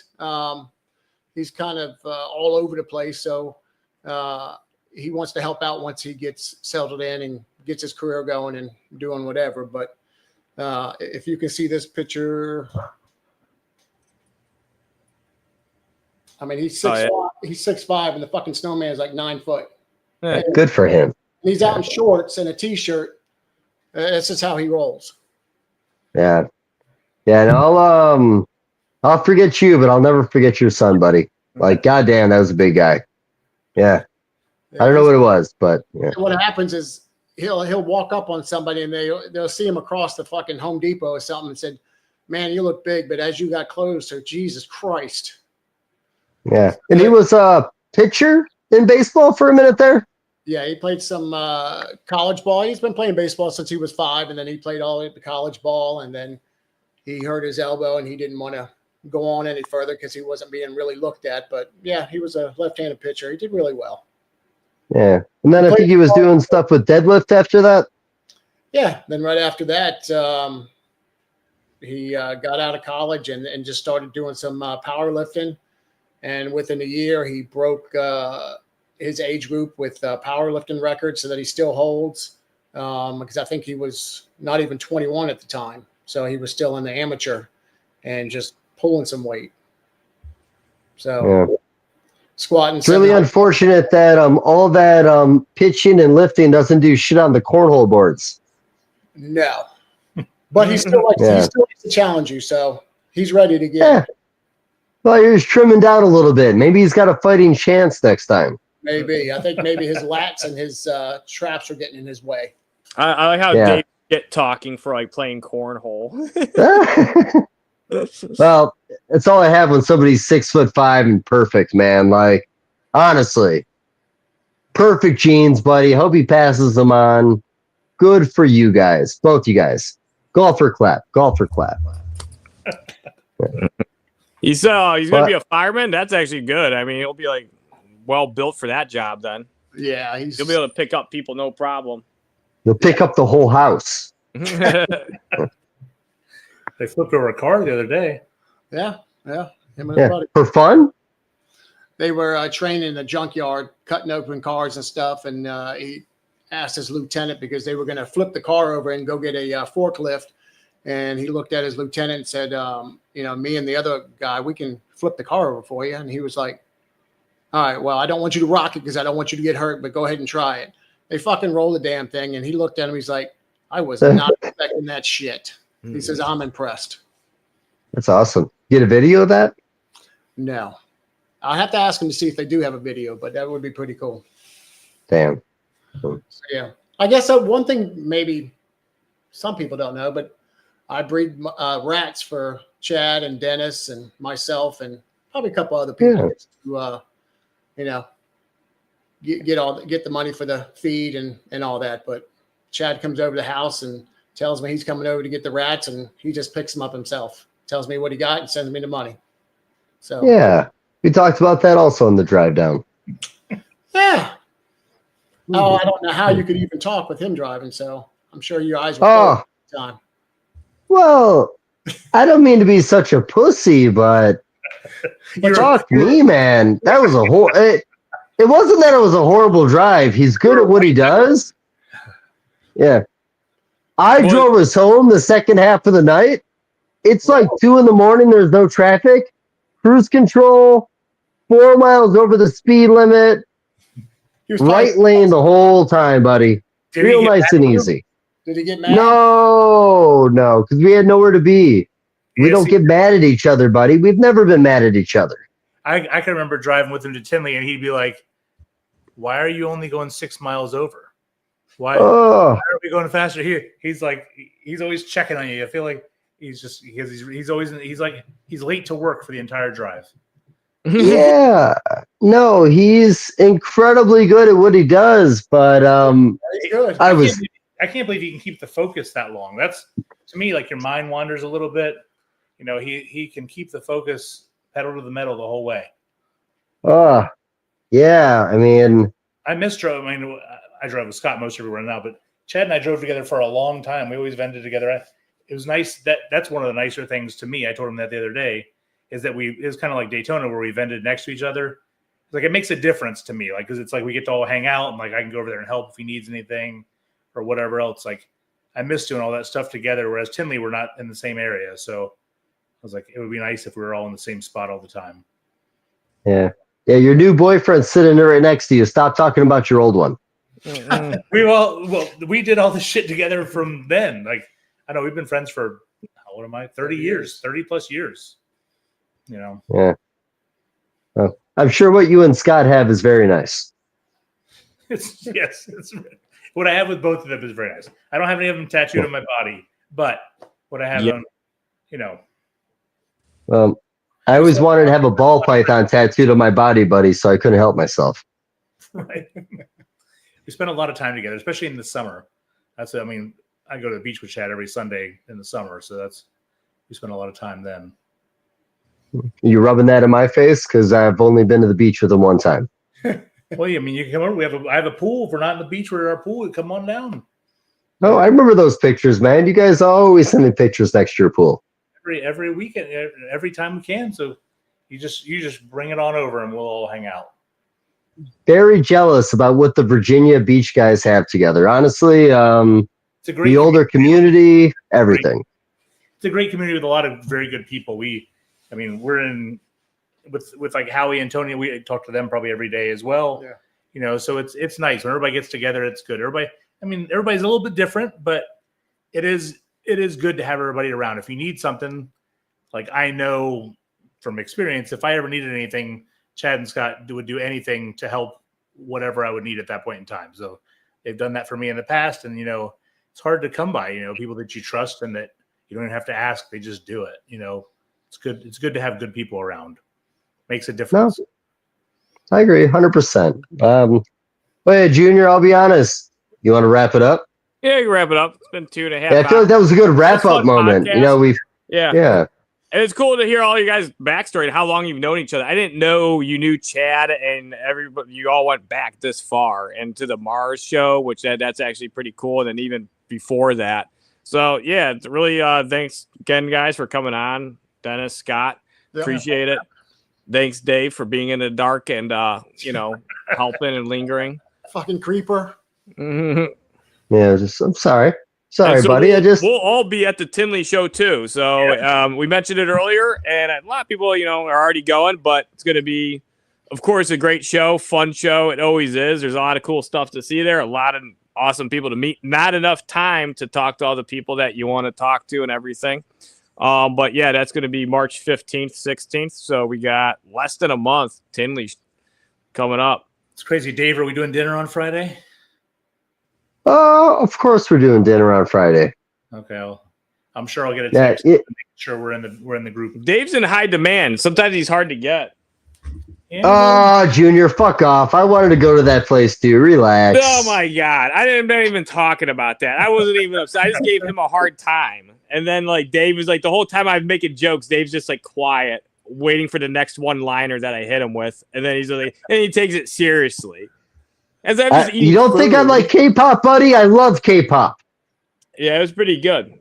You should have. No, Junior, we have a nice dinner with Vin Russo every Friday at Tinley. So, yeah. Oh, so I'm getting really excited about this. So I was talking to MJ. I'm not sure if I'm allowed to talk about it yet, but he set up a podcast with me, him, Vin Russo, and Eugene Bissett. Oh, nice. Oh, shit. I think he did mention that. Or one of you. That's a good lineup. That's a great lineup. Love that lineup, man. Love that lineup. No, I'm excited. Yeah, that episode they did with Eugene a week or two ago was very good. I liked Eugene, and I went to Eugene's place in 97, 90. I don't know. It was kind of a long time ago, and the way that guy runs things and did things back then was mind blowing. Just they were weighing the rodents on the way in, and then determining what kind of egg production they would get out of each feeding and how much they gave things, and above and beyond what anybody probably does or still does. I mean, it was amazing how his rodent colony, he had everything listed. So he bred for animals that didn't eat babies or had more production. It was just everything was just it was meticulous. It was crazy to see. And I'm sure he's much bigger now than he was then as far as the collection goes, but it was awesome to see. Was he out of Florida back then too? Yeah, he was in Gainesville. I think Archer, is that right? Archer, Florida, maybe?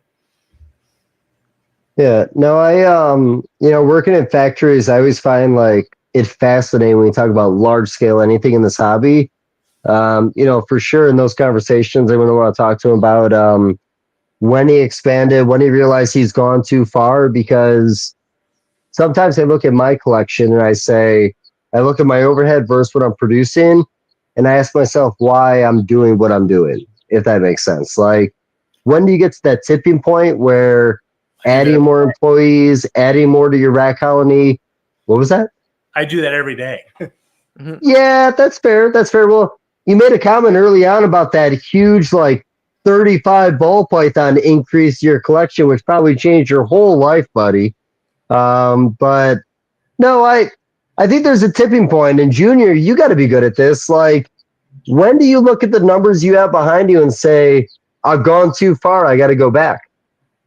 When it's hard to keep up with the care, or you start finding mistakes. Let's say that mistakes start popping up more. But there's ways like, I have Crystal helping me. I have my friend Tim, and so if you have enough reliable, helpful people, it's like actually you can manage stuff even better, because like when it's just one person with like say 400 animals, let's say, versus like 5 or 6 people on like 3,000 animals. Well, you got multiple people that can, obviously there's issues. There could be more issues, but if everything is organized right, you could actually find more problems. Like somebody could see something that somebody else didn't, and everybody can keep one another in check and keeps like from burnout. And, so there's pros and cons, and I just think it depends on how you manage it. I used to, it's not I used to think, but I mean, there's definitely a point where, and I'm pretty much at that point where I just can't keep producing more. But then when I have like 2 new other people helping me, and I'm like, oh, they're really good, and they're really interested in animals, and they're really concerned for the animals. And I'm like, oh, we're actually keeping up on stuff, and everything's getting cleaned actually even more often. And I got, a good air filtration system in here. And it's like, oh, if I wanted to actually expand a bit, I actually could. But then there's also things that can arise. Like some of these people might not be able to help you in the future. But yeah, I mean, I'd say that just looking for, mistakes. If mistakes start occurring more and more, or you start seeing an animal, oh, this animal got missed with, didn't get water, and this is happening more and more, things like that, then you're probably getting, a little too over your head. Yes. Yeah. And one thing, Dave, I mean, having a full, like I do reptiles all day long, then coming home, like my collection is decent size, but 35 animals definitely makes a difference for having, because I have to do it like in between kids and a wife and whatever else. So yeah. Like animal inception. Yeah. Yeah. It's like for me personally, like, hanging out with Junior, helping him with his animals for a little while. Like I was always a small collector. And again, working with Junior, I got to see what it was like at a large scale. And then, of course, with Ben's passing, I started helping out on something in a much larger scale. So it was kind of like learn fast or fail. Right. So I always like to use the term organically growing your company. A lot of people in the hobby, like, it's very addicting and we want to get more and more stuff. But like, you can't expand if you don't have a customer base. Like if I have animals left over from the year beforehand, I'm not thinking about breeding 20 more females of that species the following year. And I think that's a lot of things that people don't keep into consideration as they're expanding their business, because they don't do it organically. They force it because they assume. So like I said, Eugene Bassett, I mean, there's a science behind what he does.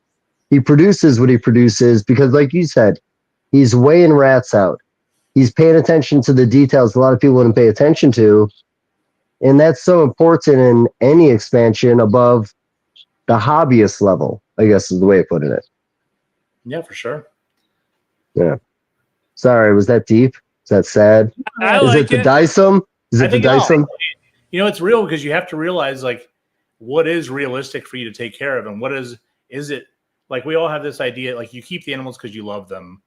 And then you also are like, well, I have this many because I think I'm going to do something with them. And then, is your goal achievable, or is it actually happening? And if it is, then you're doing the right thing. But is it, do you get to the point where you're overwhelmed or your care drops or whatever else, and trying to make sure you keep in that right level can be tough, especially if you're doing it by yourself, because you could have weeks where you're like, I'm all on it. And you have weeks where like life gets in the way. And, Well, and like with Junior, his hognose collection, he has a passion for hognose. He's a hognose breeder. You guys work with a lot of diverse species. I think Ron St. Pierre had mentioned that he had bred over 200 different species.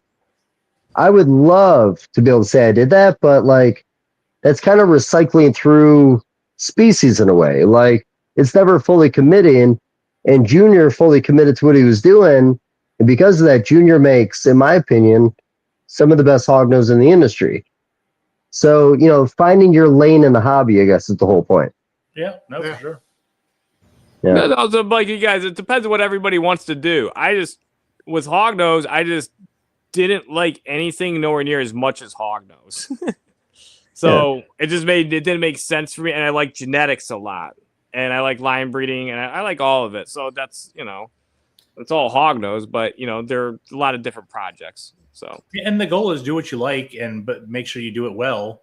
And so hopefully whatever you're doing, you can show other people that they want to do the same thing, or show them why they appreciate it. And one thing I tell people, I hope there's nobody else like me. If there was like 3 or 4 fuckers like me, it's like this is just too many hognose. Actually, it'd be too many. Well, it depends. I mean, the hognose. There's more and more people doing hognose out here. So there is, and even though the price hasn't really dropped. I mean, you're hard pressed to find a hognose for under $150. There's so that's a good no sign. Colubrid that sells for over $5,000 or $10,000.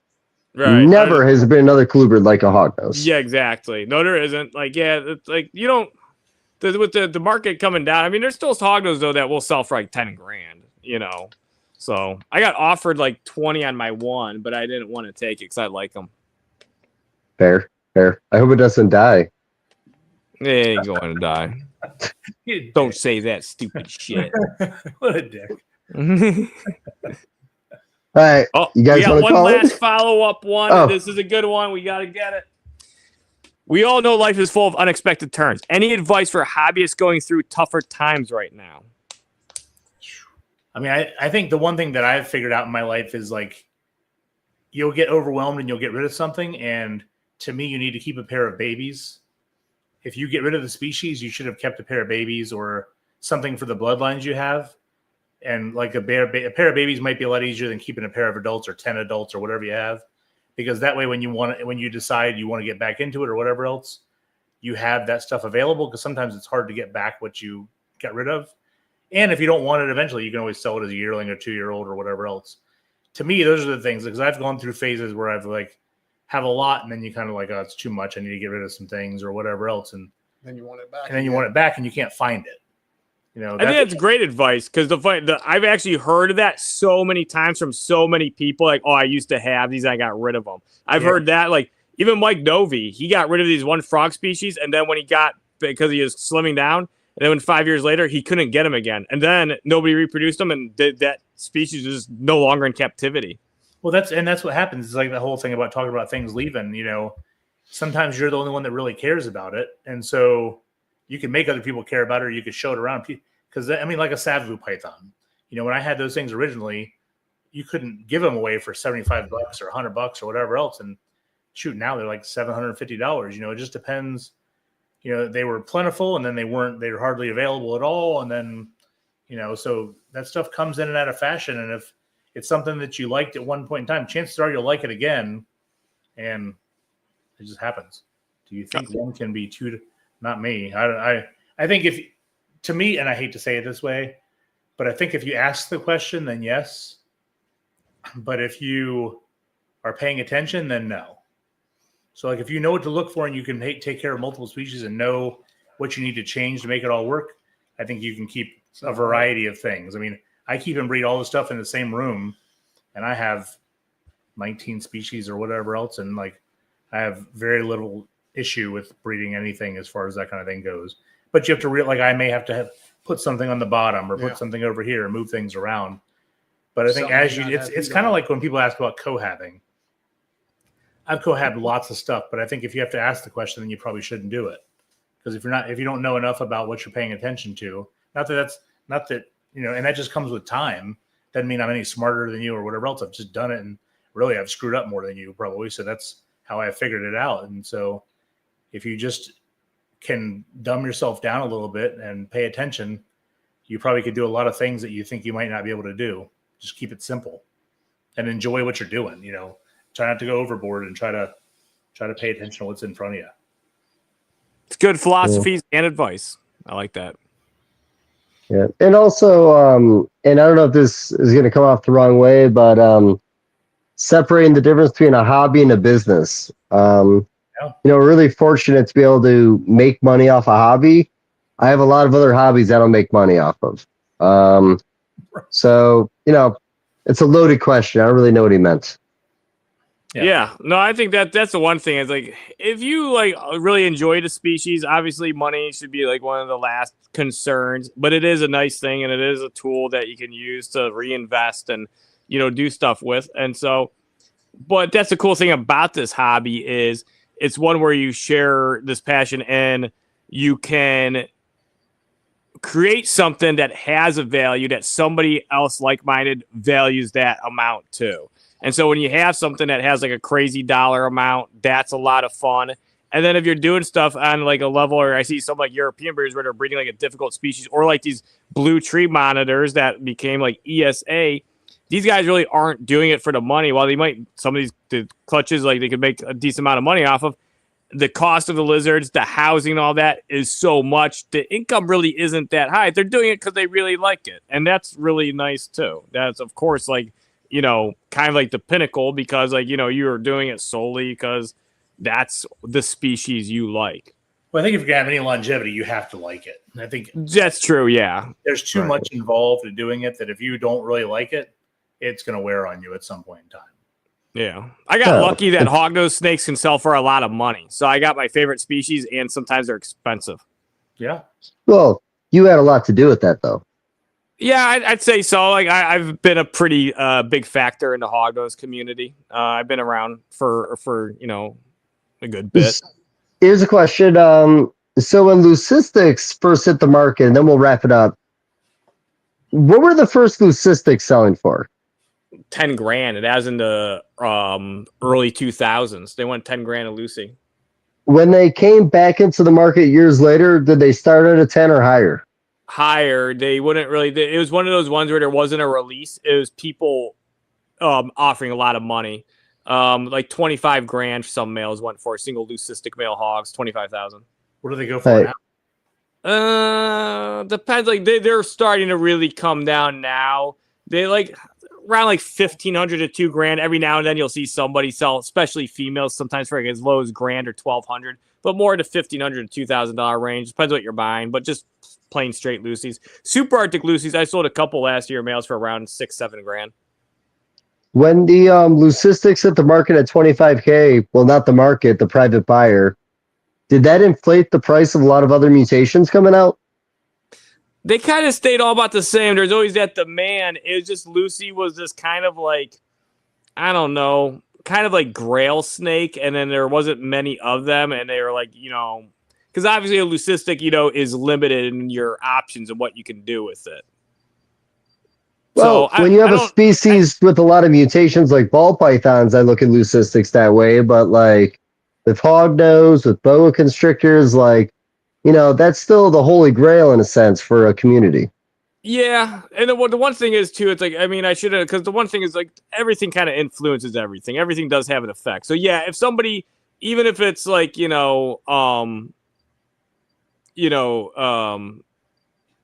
not cognitive of it, and it's kind of more like subliminal, or I'm trying to think of the other word. I don't know what I'm saying, but anyway, yeah, if you see somebody spend 25 grand on a hognose, it definitely makes you more likely to like, okay, you're less fearful to invest because you see other people are spending money. And that's one smart thing I see with people like, and it's not so much, it's like a tactic and it's not intentional, but it has this effect. Like when Bob Vu goes and buys like a VPI DG clown for 70 grand, he's putting his money where his mouth is and stuff. And like people that see it, like, oh, this guy isn't only selling these high-end combos, he'll also reinvest, and he'll, somebody like that will spend, and just not him, but other big breeders, and that's how they stay ahead. And, the other thing is too, you like the projects so much that you want the project more than the money. And like, that's something I don't really want people to know about myself or allude to, because I don't want somebody to have a new hognose morph and then they know they can bleed me for whatever the fuck they can get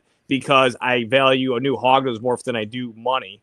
And that got me into trouble, though. I overinvested in Swiss, and I kept buying them. And I was like, dude, I still haven't made money off of them. I sell a lot of them, and I even sold some for like $12,000-14,000. Yeah. Well, one thing I've said is that some of these prices is challenging the market. Some people come out with high numbers on certain projects and they never sell them. They got to come to that realization. But, I always refer to the Pompeii with Quebeca. Red stripe, yellow belly, spot nose, black pastel clown. Genes that have been around for a long time. If somebody made the Pompeii in 2010, I don't think they would have came out of the gate with the same price that Justin did. But Justin saw what he had, challenged the market, and proved that those animals could sell for what they did. And that became the industry standard for that kind of stuff. Yeah. It's also like Justin's, angle at presenting these animals. He does it in a way. It's not like, oh, I made this cool combo. Here's a picture. He's like, this is like, a project we've been working on. This is what it does. We're really excited about this because it is this cool. These genes have the power to make something like this. And these are also genes that interact where you can make other, crazy combos. And obviously you could say that for anything, but he is doing it at a way where it's like, like mahogany does this when combined with this. And this is like, a very good vehicle for doing these kind of project combos. And so, yeah, it's kind of just like tailored to, it's like if I have a new hognose morph and I'm like, yeah, this thing is kind of friggin' cool, and I made a combo, I just move on. Yeah, it's like, well, the one thing is that it's lacking is my genuine excitement. So if you have a genuine excitement and then he makes the videos and he's consistent with it, demonstrating that, yeah, it gets the people interested. He has such a good presentation, and he does such a good job that it's, I don't know, not many people have that.